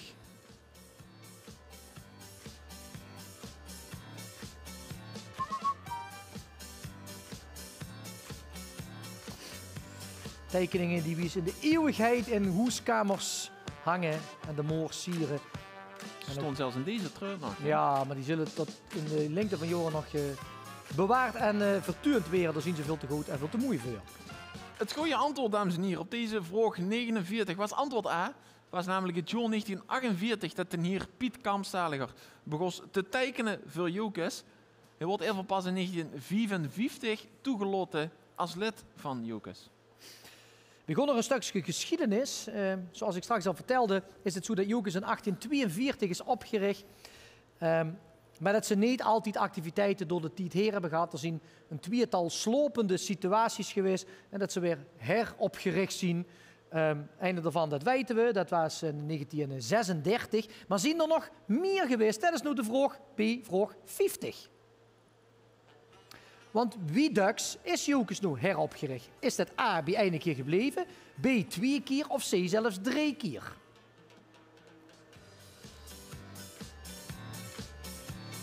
In 1936 was het een hotel Suisse op de Vleistroot. Die vraag hebben we eerder gehad. Dat stukje geschiedenis, dat heb je meegekregen. Maar is dat dukker gebeurd of is het zelfs 3 keer gebeurd? Is nu de vraag een heroprichting. Slopende tijden gehad, maar is nooit ophouden te bestaan. Dus vandaar dat we 180 jaar terug kunnen gaan in de annalen van de geschiedenis van het Jokesriek. En dames en heren, je moet het antwoord gegeven hebben. Ik kijk op het klokje en dat betekent dat de tijd is. En dat betekent dat antwoord B het goede is. 2 keer is dat gebeurd. Gelukkig, want dat betekent dat we nu nog hier kunnen staan. En voor deze grote Jokes Vastelovens quiz. Wat kunnen de mensen eigenlijk winnen? Oh, nee, een afbal. Nee, wie dak? 2 keer. Nee, 2? Ja, 2 keer. Nee, 2 keer 2. Het is niet te gluren. Ongekend. De plaatsen 1 en 11 gewoon volgend jaar. In februari wordt een afbouw. 12 februari 2022. Kan ik ook melden dat ook in 1876 een keer een heroprichting is geweest. En de tweede keer was in 1936. Pam. Waar gaan we dadelijk eigenlijk nog naar kijken? We hebben natuurlijk 66 vragen. Hè? Ja, nou ja, waar we sowieso nog gaan kijken straks. We hebben ook een speciale buurtrekener laten komen. Uniek. Zeker ook qua leeftijd, dat zal het dadelijk wel mee gaan maken. Wat de lui natuurlijk ook gaan doen, is zich afvragen wat voor prijzen dat we kunnen winnen. Gewoon wel verloren door een hofbal. Nee, te geloven, 2 keer 2. Zing nog eens, dat kunt natuurlijk ook vanavond op de televisie kijken op zingnogens.nl. Dat kunt je gratis volgen. Ik heb ook al verteld in het begin van deze quiz dat de quiz iets later gestart is. Zing nog eens, gewoon aansluitend zal volgen, dus je hoeft niks te missen. Misschien zit er nog wel een stukje tijd tussen, waardoor je het krijtje beer nog even boete kunt zetten. En vanavond toes, zeker vanaf 9 uur een pilsje kunt drinken. Dat is voor vandaag. Dat is voor vandaag. En we hebben 2 verslaggevers in de Noonderstal staan. Die door gaan tellen. René Evers en Wiel Hermans. Oh ja, zeker. Oh ja, dat kregen we ook nog. Door Uvel nog veel meer straks. Doe dat zo, dat maakt het spannend. Vraag nummer 51. Ja. Vanaf wanneer is Fotokino Lenders de officiële hoffotograaf? Is dat vanaf 1911 of vanaf 1990?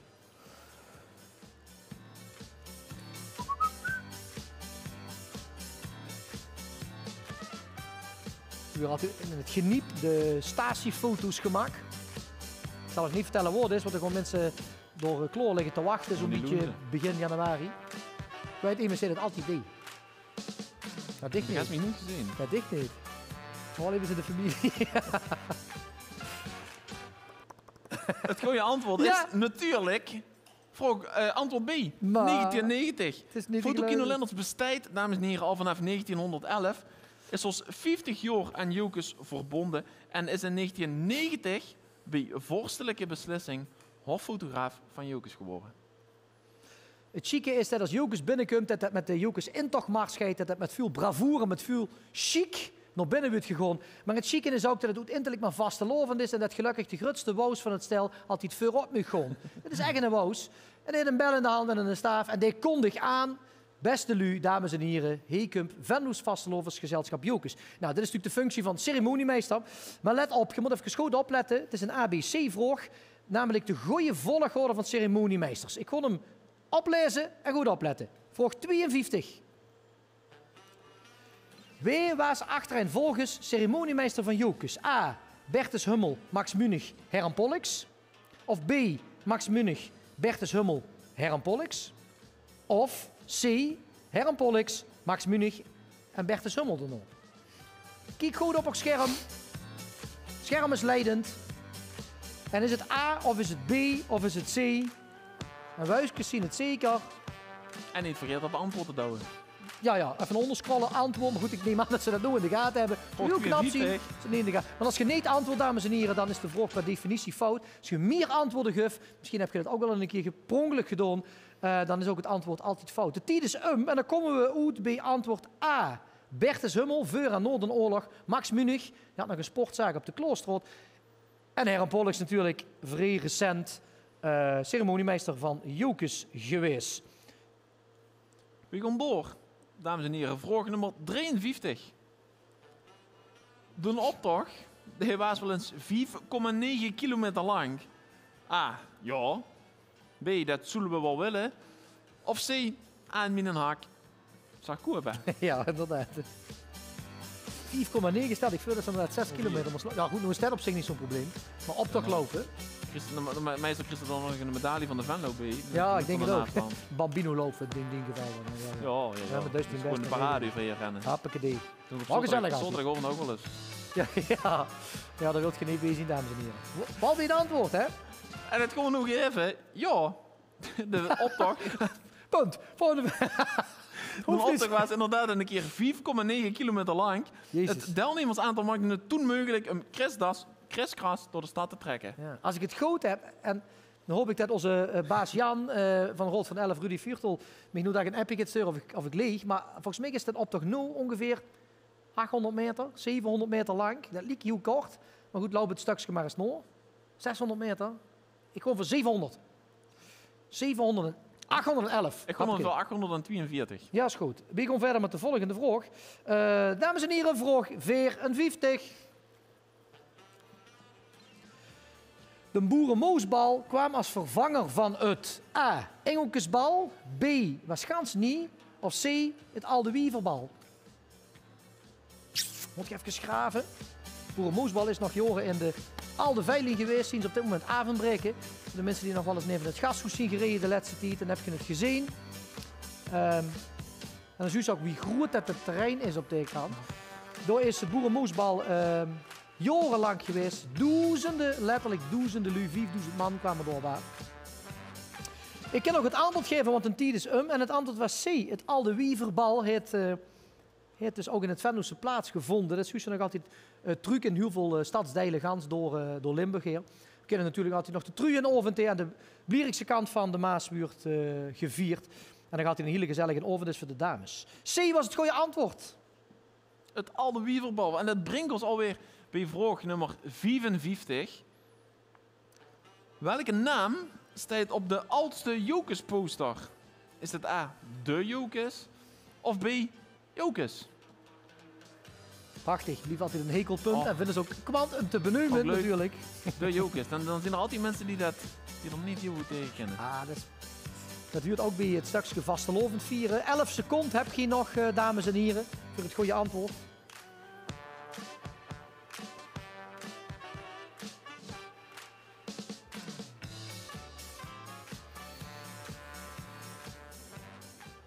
Ja, de Jokers hadden er altijd mee geconfronteerd weer, hè.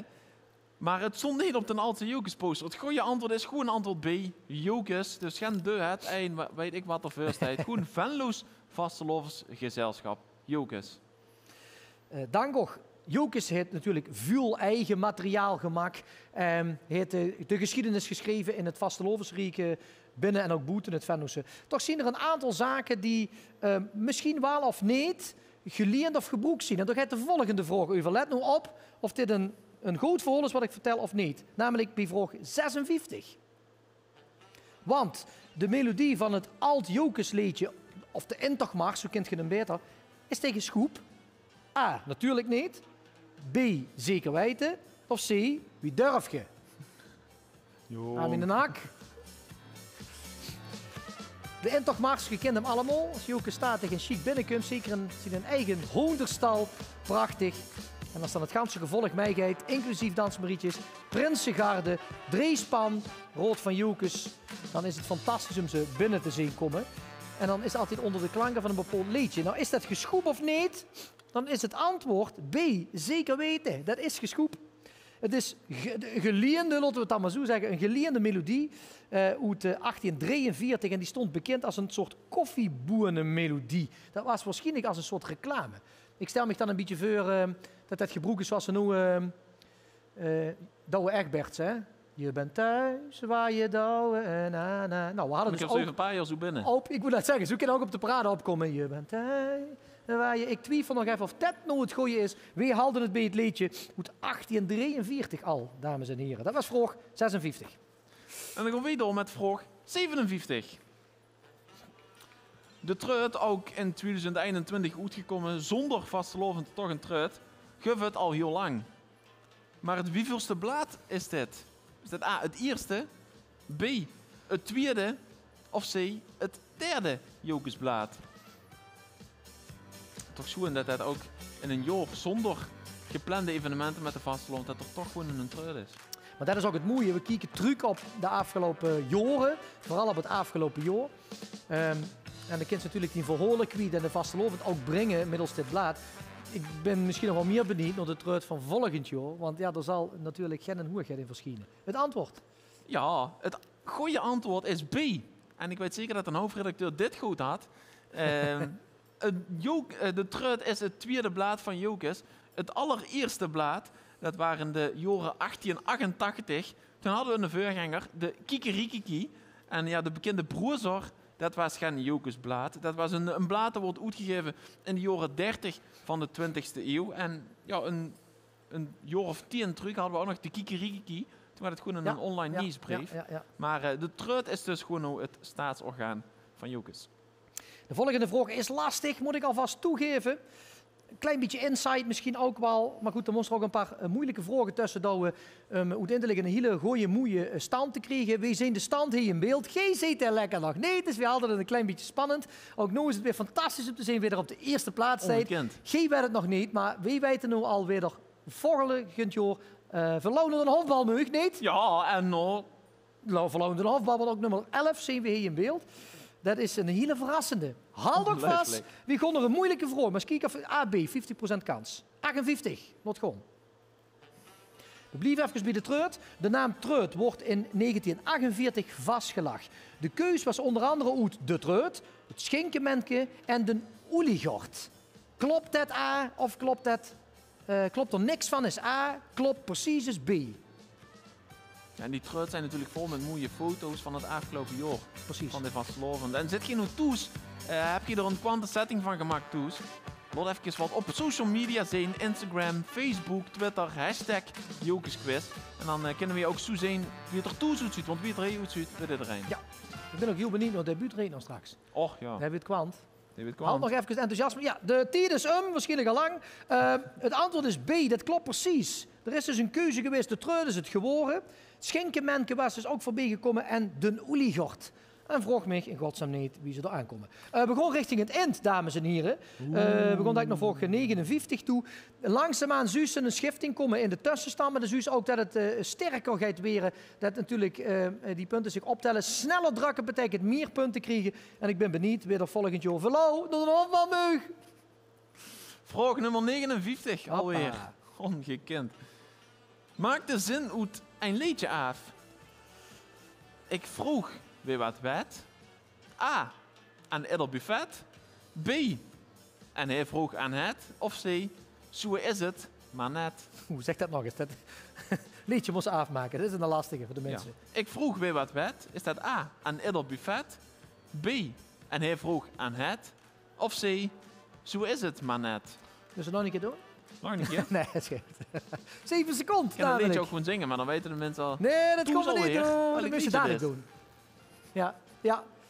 Nou, zing een Het liedje. goede antwoord is A. Ik vroeg weer wat werd aan Ja. ieder buffet. Het is een liedje uit Pietje uit 1967, Pietje geschreven is- door Boermans en Luxemburg. Maar Pietje moet ik ergens zien. Ah, voor 60 heb ik hier wel. Ach, Nou, vrij. man, is dat toch wel toevallig, lief mensen. Voor 60. Meugdans, hè, dat is... Liever, ik zal het niet doen, maar Toes meugt het. Alleen wil nemen, dat zijn 60.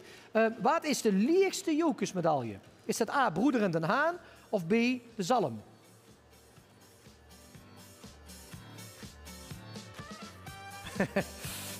Inside even een beetje te kijken, maar goed. Ik ben heel benieuwd. Jokers heeft een aantal medailles. In Die de zijn- orde van Den Haan. In de orde van de raad. De huurs nu niet te dragen. Maarten zal hem hier niet opgespeeld hebben, dat duister niet. Alleen als ze fatsoenlijk gekleed en gekapt. En dus nog een beetje toep op paardgeest. Gekapt ben ik zeker niet. Ja, doen. deze keer niet. Het antwoord is A, Broeder in Den Haan. In druppelvorm, een beetje naar onder toelopend. Dat was vraag 60. A, Broeder in Den Haan. En de zalm bestaat gar niet. Dat bestaat Daarom moest niet. ik zelf even lachen. Dus de zwalm, dus de hoogste orde hier aan de hand. Begonnen vraag 61. We gaan de vraag 61. Waar is het volgens het liedje iedere nacht kabuitertjes bouwen? Is dat A, in het Jomerdal, B, door boven Strolen of C, vanuit de hemel? En dan kijk ik even naar de techniek, want onze monitor dreigt uit te vallen omdat hij al te lang aan zit zonder dat er wat gebeurt. Daarom ging Bram net even naar de televisie kijken. Maar we zien Bram er is weer. technisch onderlaag. Ja, daar ben ik heel goed in. Dan is gisteren mijn telefoon ook kapot gegaan. Ook dat nog eens. Hebben we nog 6 seconden voor vraag Waar 61. is het iedere nacht kabuitertjes bouwen? In het Jomerdal, boven Strolen of vanuit de hemel? Vanuit de hemel veel een engelke. Maar daar is het geen kabuitertjesbal. Hoe dan? Oh nee, boven Strolen in Kom het Jomerdal. Natuurlijk in het Jomerdal. Antwoord A. 11 keer wat best. Dit blieft voor eeuwig in de kop gegrift. Kijk er nu doet. Dit was een vraag, dames en heren. Dat moet ik toch stiekem wel stellen. Die had je toch wel goed moeten antwoorden, namelijk A in het Jomerdal. Nou, de volgende vraag moet de menig vastlovend vierder toch ook wel weten. Ik denk het ook, want we gaan langzaam naar het eind toe. We gaan naar vraag 62.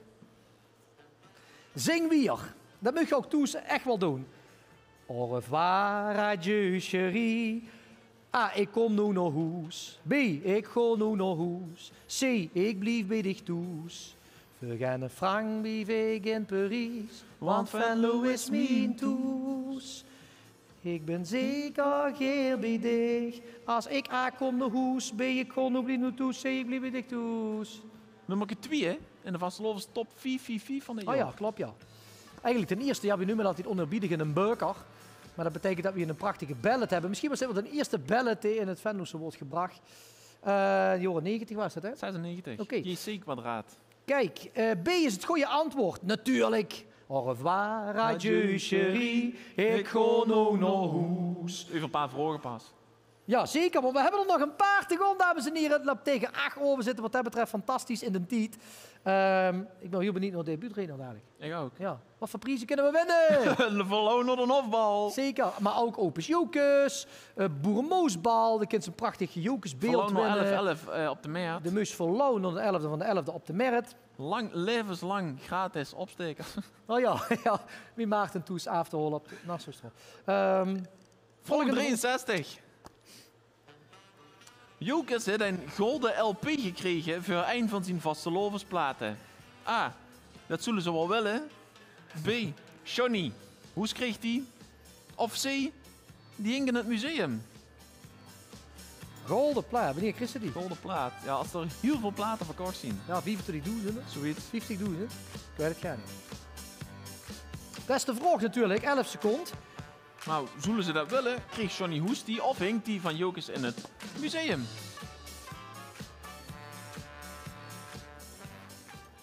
Natuurlijk kreeg Jokus die golden plaat. 48.000 stuks worden er toen verkocht. Ja. Johnny Hoes, ja, daar ging het niet eerder, daar was het origineel niet van. Maar ik denk dat hij ook wel een paar golden platen heeft hangen. Dus ik denk dat hij nog niet dit hoeft te behangen. Hij heeft er gewoon een paar plaatjes aan de mond hangen. Maar die golden plaat van Jokus die hing in het museum. Dus ik kan nog alleen maar vertellen. Ja, wat volg je ook naar Avies die golden plaat van Jokus eruit? Hoppa. Gang naar het museum. Hoppa. Dames en heren, de laatste 3 vragen breken aan. En dat betekent dat het spannend buurt. Je mag nu op de tafel trommelen om het een beetje op te bouwen. Als we dat allemaal heel hard doen, dan huren we in het gans Venlose stiekem overal dat er wat getrommeld Zelfs wordt. een lom bij de sauna. Zelfs in Lom bij de sauna huren ze datgene wat trommelen ziet voor vraag 64. Funs van Grinsen was prins en burgemeester bij de Boerenbroerlof. Was dat in 1948 of was het in 1938? Even graven, een paar vragen truc. Hij is al voorbij gekomen, absoluut. Dat is een instinker, maar let op. Funs van Grinsen was dus schijnbaar en hoeigheid en burgemeester bij de Boerenbroerlof. We kunnen het ons nog niet meer voorstellen, want een van de twee is al druk genoeg. Wie tof het ook is om te doen. En in welk jaar was het? A, in 1948 of was het 10 jaar ervoor, net voor de oorlog, in 1938? Hartstikke idee, 1938. Want toen was er dus ook hoeigheid. Die vraag is er een keer voorbij gekomen, dus deze had je stiekem kunnen weten. De prins op het puin. Mooi. Prachtig liedje in de revue van 2005. Kijk. Vroeg. Gezongen door? Robert Bouten. Kijk. En wat had de verrol toen? De Schuster. De Schuster. Kijk eens. Lees die vraag eens op. Vraag 65. Het Jokus Museum Bedomani is de moeite waard. A. Nee, niks aan. B. Dat geeft een goed beeld van de Venlose vastelovend. Of C. Dat Jokus Museum, dat ken ik gar niet. Ik heb een beetje een gevoel dat een aantal medewerkers van het Jokus Museum geholpen hebben met het opstellen van die vragen. Vermoed ik zo. Zo maar kennen. Zeker. En dan kunnen we ook zo maar zien dat die met de prijzen er vandoor gaan. Nee. Wat zien dat? Verloren door de hoofdbal. 2 keer, hè? 2 keer. Dus als je denkt, oh, ik ben toch geen eerste meer, dan doe het zo slecht dat je 11e weer. Van de 250 mensen die meedoen? 250.000. Want dat onmenselijke Jokusvriek. Inderdaad, doe maar het antwoord geven, ja? Nou, het Jokus Museum Bedomani is zeker de moeite waard, want het geeft een groot beeld van de Venlose vastelovend. Zonder meer. En ziet je er nog niet geweest, ja, dan kan ik ook alleen maar vertellen dat het hoog tijd is om daarheen te gaan, om mensen te bellen voor een rondleiding. Want die zien zeker de moeite waard. Dames en heren, het wordt spannend. De allerlaatste vraag van deze grote online Jokus live vastelovensquiz. Dit is het allerlaatste moment om te zorgen dat je nog plaatsjes kunt stijgen. En wie weet kom je dan uit bij die eerste 11. Dames en heren, ziet je er klaar voor? Voordat we nog een prachtig optreden gaan, geef ik ook nog de allerlaatste vraag. En dan heb ik het over 66. Let op. In 1981 gaf het 2 boerenmoosballen. A, dat klopt. Of B, dat klopt niet. Toffe vraag om mij te eindigen. Ik zal toch wat zien, hè, 2 boerenmoosballen. Stel het tegen eens voor. Klopt dat, dames en heren? Hebben wij in een bepaald jaar 2 keer een boerenmoosbal gehad? Of is dat de grootste flauwekul? Als je denkt, nee, dat is geen flauwekul, dan duwt je op A, een onderscrollen antwoord. Of je duwt op B en dan klopt het niet. Oké, dames en heren, de laatste seconden tikken weg.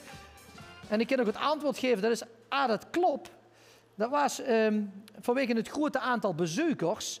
Omdat ze toen vanuit de groente veilinghal, waar we het net over hadden, tegenover het gashuis, verhuisden naar de Prins aan de Kaldekekkerweg. Wilden er te veel lui naar dat boerenmoesbal, maar die zaal waren een heel stuk kleiner. 6000 mensen moesten zich dat voorstellen. In die veilinghal, hè? In die veilinghallen. Die moesten toen allemaal...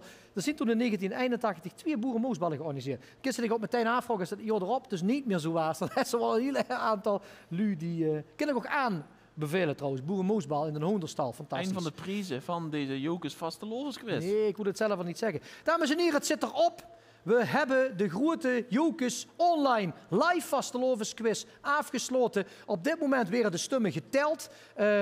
Dat is voor ons nog even de laatste grote check om te kijken of het goed is. Maak dus nu ook een screenshot op je telefoon, waar we dus zien dat ook een naam correspondeert met het aantal punten. De laatste vraag erbij.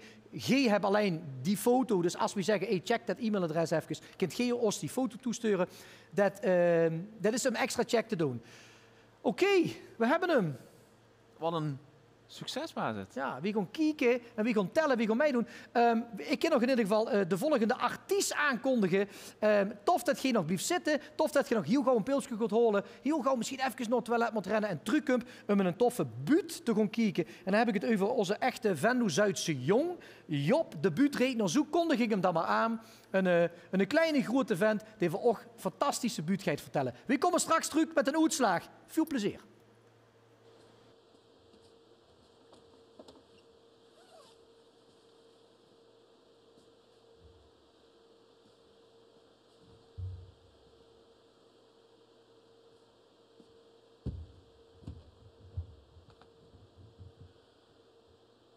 Goeiedag mensen.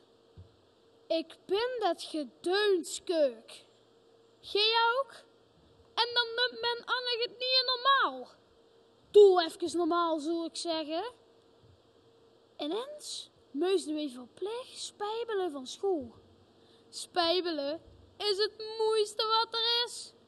Even niet, als dat verplicht is. De oplossing was schooltv. Oftewel, de lessen thuis volgen via de computer. Dat begon zo goed. Eerste dag, studiedag meesters meesteressen. Tweede dag, lerarenstaking. Derde dag, teamuitje. De vierde dag regende het zo hard dat ik stiekem gespijbeld heb. En de vijfde dag, deed veel ook in het water. Mam was de inlogcode poter. En de zesde dag, deed veel bij een zotedag. Dus, op maandag dan we weer een frisse herstart maken. Gelukkig was dit de eerste dag van de meivakantie. Maar goed, want van lessen thuis volgen was niks terechtgekomen. Te veel weet van de buurman. Die moest ook thuis werken. Mijn buurman is sloper in de bouw. Uit verveling ben ik voor mijn opa boodschappen gaan doen. Natuurlijk met mondkapje. Pap had deze in Kaldekirchen billig eingekauft. Dat lepke zakte me iedere keer van mijn murfke. Was Duitse mot. Pruisen hebben nog altijd een grotere mond wie wij. Kan even ook zien dat bij jou de afstand tussen de oren een stuk breder is. Wie ik met de boodschappen naar opa liep, viel er voor mij op straat een oudere dame. Die Ollems viel met een murfkop op haar gezicht en kon niet meer omhoog komen. Ik dacht, wat nou gedaan? Die gedeunsregels zeggen afstand houden. Dus, ik heb mevrouw voorgedaan wie ze het best kon schroepen. Op veilige afstand heb ik haar naar haar huisadres begeleid. Haar man wil me goed dankbaar een tientje geven. Dat schoof wat problemen met de 1,5 meter afstand houden en de wind. Nadat er 3 biljetten in de wind waren opgegaan, riep ik, stuur me maar een tikkie. Daar begin ik niet aan, zag die man. In mijn stamcafé betaalde de immers met een tikkie. De kastelein het weken met een blauw oog rondgelopen. Eindelijk kwam ik met de boodschappen aan bij opa. Boodschappen bij de voordeur gezetten. Opa stond op zijn balkon. Ik dacht, nou greep ik mijn kans en voorkomen wat loerten voor de fanfare. Dus ik riep, opa, wilt gij wat loerten voor de fanfare? Wanneer opa riep, ik hoef geen sigaren. Ik riep weer, nee, geen sigaren, fanfare. Opa riep, ik hoef geen sigaren. Ik was het keuk en riep, stik toch in die sigaren. Wanneer opa riep, en dicht in die fanfare. Het was wat met opa in quarantaine. Ik kan daar even niet opkomen. Gij weet even wat ik bedoel. Opa en de ophokplicht. Op een dag had hij zijn ganse gezicht vol schrammen en sneeën. Schuld was volgens hem de 1,5 meter afstand van een ander murf. Ik vond het vreemd, maar opa had het me goed gelachen. Hij droeg een bril en scheert zich ouderwets met mesjes. Probeer eens dan maar eens goed te scheren als ze 1,5 meter afstand hadden van dat gezicht in de spiegel.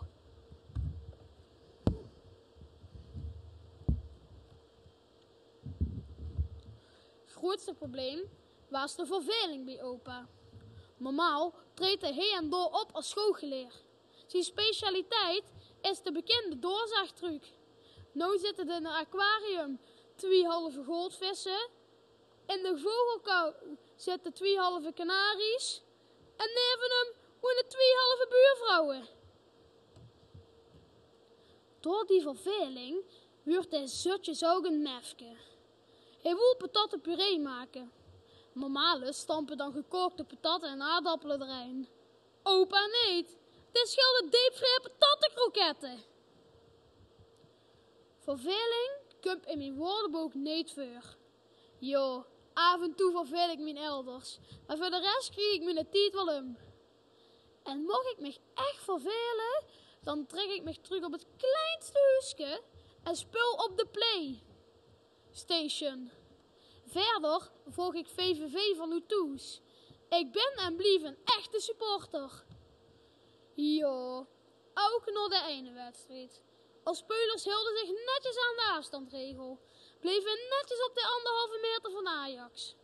En wat ik dan echt keuk ben, zien na afloop die nep-supporters. Wie onze buurman. Als VVV wint, roept hij, wij hebben gewonnen. En bij verleer, zij hebben verloren. Dat mefke, joh, onze buurman, is echt een tadewaar. Laatst aan ging hij naar de dokter. Zag je, meneer de dokter, ik heb het gevoel dat ik een peert ben. Vroeg de dokter, heb jij dat gevoel dat je een peert ziet al lang? Ja, sinds ik een pony ben. En kwart dat hij af en toe kan weren. Bijvoorbeeld bij de jaarwisseling en jeuke truc wie nog te knallen met rotjes en ander vuurwerk. Ik gooide per ongeluk een rotje naar hem. Paaf! In zijn murf. Gevolg blind aan zijn rechteroog. Wordt hij nog kwaad op mij? En riep, Job, als dich mij dit nog eindelijk keer fliks, dan kijk ik dich nooit meer aan. Helaas mogen we nou niet meer knallen. Geer had ik er nog wat meer willen vertellen. Maar de plichtgroep, boodschappen doen voor opa. Gelukkig heb ik zijn boodschappenbriefje al in de test zitten.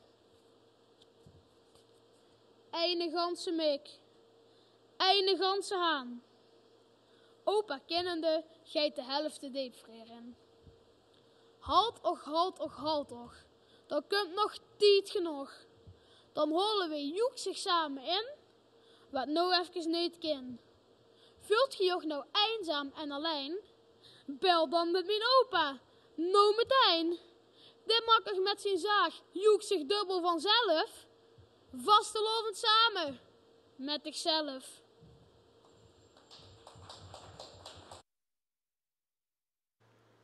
Dat was onze buurtrainer Job, die er ja, gewoon helemaal, volgens mij is 4 turven hoog. En hij uit gewoon zo'n buurt uitzien en bloed en bloed. We schakelen even naar de Hoenderstal, want ja, je hebt straks natuurlijk een uitslag gezien, maar dat is een concept-uitslag. Dat is nog niet een definitieve uitslag. In de Hoenderstal, in de artiestenfoyer, daar wordt momenteel geteld. En René Evers die vertelt toch door het volgende over.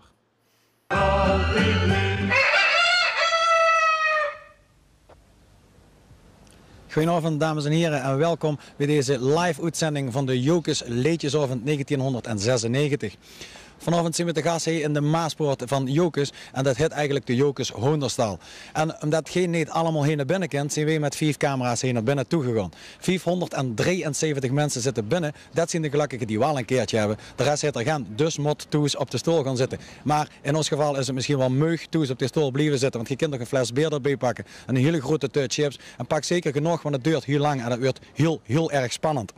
In samenwerking met Jokers hebben we vanavond 5 camera's ingezet, een heel groot orkest, heel veel mensen verlegen en speciale effecten. En wij gaan met z'n allen voor 8 toes, nadat we de boetezitting tot een goed eind gebracht hebben, ook proberen de leedjesavond tot een goed eind te brengen. Er zijn natuurlijk heel veel mensen die dit al van tevoren aan ons hebben laten weten. Want er zijn natuurlijk heel veel mensen die moeten werken. Die hebben de videoband meelopen. Er zijn ook heel veel mensen die moeten in bed blijven. In het Sint Maartens Gasthuis of ergens in een verzorgingshuis. En daarvoor maken we deze uitzending. Maar ook natuurlijk voor die mensen die binnen zitten. Want die hebben natuurlijk allemaal de video aanstaan. De uitzending duurt ongeveer 4 uur. Ga je er goed voor zitten. Mijn collega Wiel Hermans is binnen. Hij staat ergens achter de coulissen de eerste schepjes op te pakken van de scherpte. Misschien van de vorst, maar zeker bij het scorebord. Wiel, als je me geurt, neem het maar over. We gaan nu naar de jurykamer toe. We gaan proberen nee, we mogen dus... Mogen we mee? Wat gebeurt hier? Wat gebeurt hier? Ex-equo-dinger. Oh, de mensen, nee. Dit wordt spannend. Ze hebben er 2 die dezelfde aantal punten hebben. Dit wordt tof, dit wordt leuk. Heel even, kom even mee. Mag dat? Ja. Pas op voor de microfoon. Oh. Dit is spannend. We hebben er 2 met hetzelfde aantal punten. Kijk hoe ik dit voorstellen. Wat hebben we in mazzel als staatsomroep? Dat we, als we een rechtstreekse uitzending hebben, hebben we 2 winnaars die hetzelfde aantal punten hebben. Kijk eens met de man zenuwachtig zitten tellen. Ja, dat is... Daar zit die drang achter, hè? Kom op. Kijk, het is natuurlijk toch zo dat de telmachine er weer moet. Ja, zonder meer. Maar wie doet je dat nou als er 2 gelijk eindigen? Ja, dat zullen we zien. Wacht even. We zien er niet zo weet. Wel bijna. Ja, dat klopt. Maar ik zie hem wel. We kan een man tellen, hè?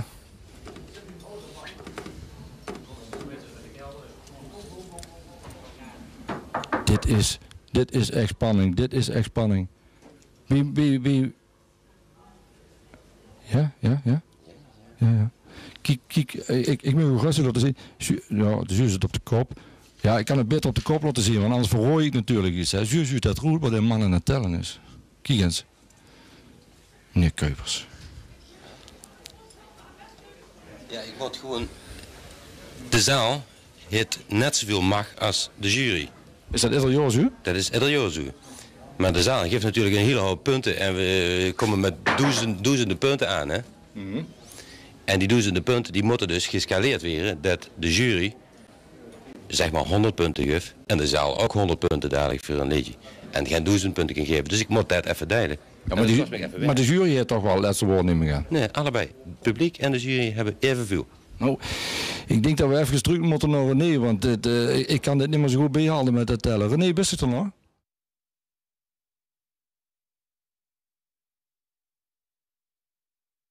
Zeker. Dames en heren, daar zien we weer. Ik heb het gezien, we hebben een uitslag hier op de phone, Beos. Je zal wel een ontzettende spanning zitten. Je hebt net gezien wie het in de krochten van onze eigen hoenderstal eraan toegeeft. Wie er geteld is geworden. Wat een cupjes waren dit. En ja, ex-eco-dinger hadden we. Het was spannend aan de kop van het klassement. Maar de prijzen die zien verdeeld. We hebben een uitslag. We hebben winnaars. We hebben 11 winnaars. Is niks bij de hand? Hoos. Oké, we gaan ze krijgen van onze man achter de coulissen. Dan kunnen we je ook vertellen wie eind tot en met 11 is geworden. En weer de prijzen in ontvangst zullen gaan nemen. Er weer nog de laatste puntje op de i gezet. Ik zie dat René Evers heel hard bezig is om te tellen. Ja, Lambert Kuiper die heeft nou de laatste keer het rekenmachine erbij gepakt. De notaris kijkt er voor het laatst over. Want ja, het moet natuurlijk wel allemaal officieel gewoon, hè, Bram. Zeker. Ik wacht nog even dat we de officiële namen doorkrijgen van de winnaars. De eerste 11 van de 250 die mij hebben gedaan. Ik weet het niet precies, 250.000. Maarten zal zo dadelijk aankondigen. Dan ziet je in één klap alle 11 de winnaars in beeld. En dan kunnen we ze voor ook gewoon oplezen. Wiel Hermans te quote, hè? Ik kan die man tellen, hè? Ik kan die man tellen, hè? Je hebt het net gezien, dames en heren. Ziet je toch klaar voor? Ga er goed zitten. Dan gaan we over naar het bekendmaken van de 11 winnaars van deze grote Jokers online live vastelovensquiz. Misschien moeten we de mensen ook even op wijzen dat ze toen alles aan de kant zetten, een beetje vrij baan maken. Want het kan zo maar zien dat er gewoon het een en ander de lucht in vliegt. En dat je verloren een hoofdbal gaat. Bijvoorbeeld. Dan ook. Dames en heren, ik geef aan Maarten de namen en dan ziet je zijn beeld. Dan kan ik erbij zeggen welke prijs dat ze hebben gewonnen. Op de 11e plaats. En wat gaat de man krijgen? Dames en heren, Harm Waterborg heeft gewonnen. En dat betekent op de 11e plaats 2 kaarten voor Lau naar een hoofdbal. En dat is Harm senior. Want Harm junior, die griep er eigenlijk net neven. Al heeft hem er toch iets beter gedaan. Harm, Kelly en Sen. Fantastisch. Dat is junior, hoor. Ja, dat is junior. En dan hebben ze wel 2 kaarten voor het Boerenmoesbal. Voor het Boerenmoesbal. Hoppa, dan. Op plaats nummer 9, de Dans Mariekes. De Dans Mariekes. Kijk, dat is nou heel belangrijk dat je een foto hebt gemaakt van het gegeven dat je dus de Dans Mariekes ziet. Want dat moeten we uitvogelen. Maar geen meug in ieder geval. Je kreeg een Jokers vieze met tenten pakket onder de naam Prins. En dan word ik verrassen wat er allemaal in zit. Ik ben benieuwd. Op plaats nummer 8, Jules en Jaap. Kijk, Jules en Jaap, wat hebben die gewonnen? Ook een Jokers vieze met tenten pakket. Dat is niet te geloven. Ongelooflijk, wat weer een pakket ervan uit gewoon. Op plaats nummer 7 hebben we John en Juleke. John en Jules, van harte gefeliciteerd, een 7e plaats. En G kregen een vastelovensbox toegescheurd. Grote verrassing. Ongekend. Op plaats nummer 6 hebben we Derks. Hey. Ook een vastelovensbox. Ongelooflijk. Maar wat zal erin zitten? zitten? Ongelooflijk veel boxen liggen. Allemaal cassettebandjes. Op plaats nummer 5 hebben we de Garage.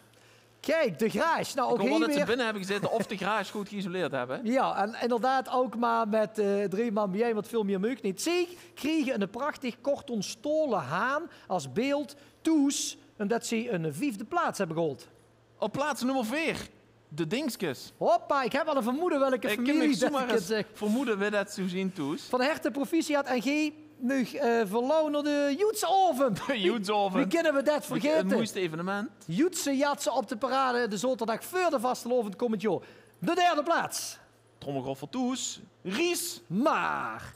Ik heb een idee wie Ries is. Alhoewel, daar kan ik me ook wel weer een paar namen bij bedenken. Ries. Maar vanwege de privacywet zullen we niet zeggen dat de Richard het. 2 kaarten voor Lau voor Opus Jokers. Opus Jokers voor Lau. De 2e plaats. Trommelen.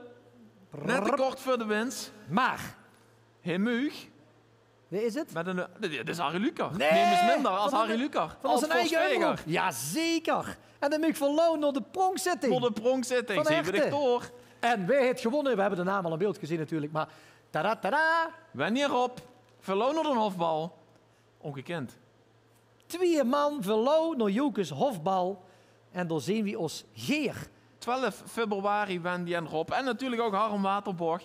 Een cirkelum in onze agenda. Want door Semios volgend jaar, zonder meer. Zeker. Dames en heren, we kijken terug op een fantastische avond. Wij vonden het in ieder geval heel erg kwant om te doen. Van harte proficia aan de 11 winnaars. Ik kan nog zeggen dat zo straks live geklikt wordt naar zingnogens.nl, een eigen Jokers-productie, waar we gaan kijken naar prachtige zangers en zangeressen die ons gaan verblijen. We danken hartelijk de winnende veerleetjes die je voorbij hebt zien komen. We danken hartelijk Job, de buurtredner, die ons voor de laatste minuten nog even aan het lachen heeft gebracht. En ik denk dat we gaan afsluiten. We danken René Evers en Wiel Hermans. Ja, voor het tellen. Voor het tellen. Dames en heren, wij wensen ook nog een hele fijne zondagavond. En nog een fijne vasteloversmaandag en vasteloversdinsdag. Kijk goed uit woensdag met het Hieringschellen. We danken ook. En ik dank tegen. Hoi. Wie is de volgende keer bij Jokers Vasteloversquiz?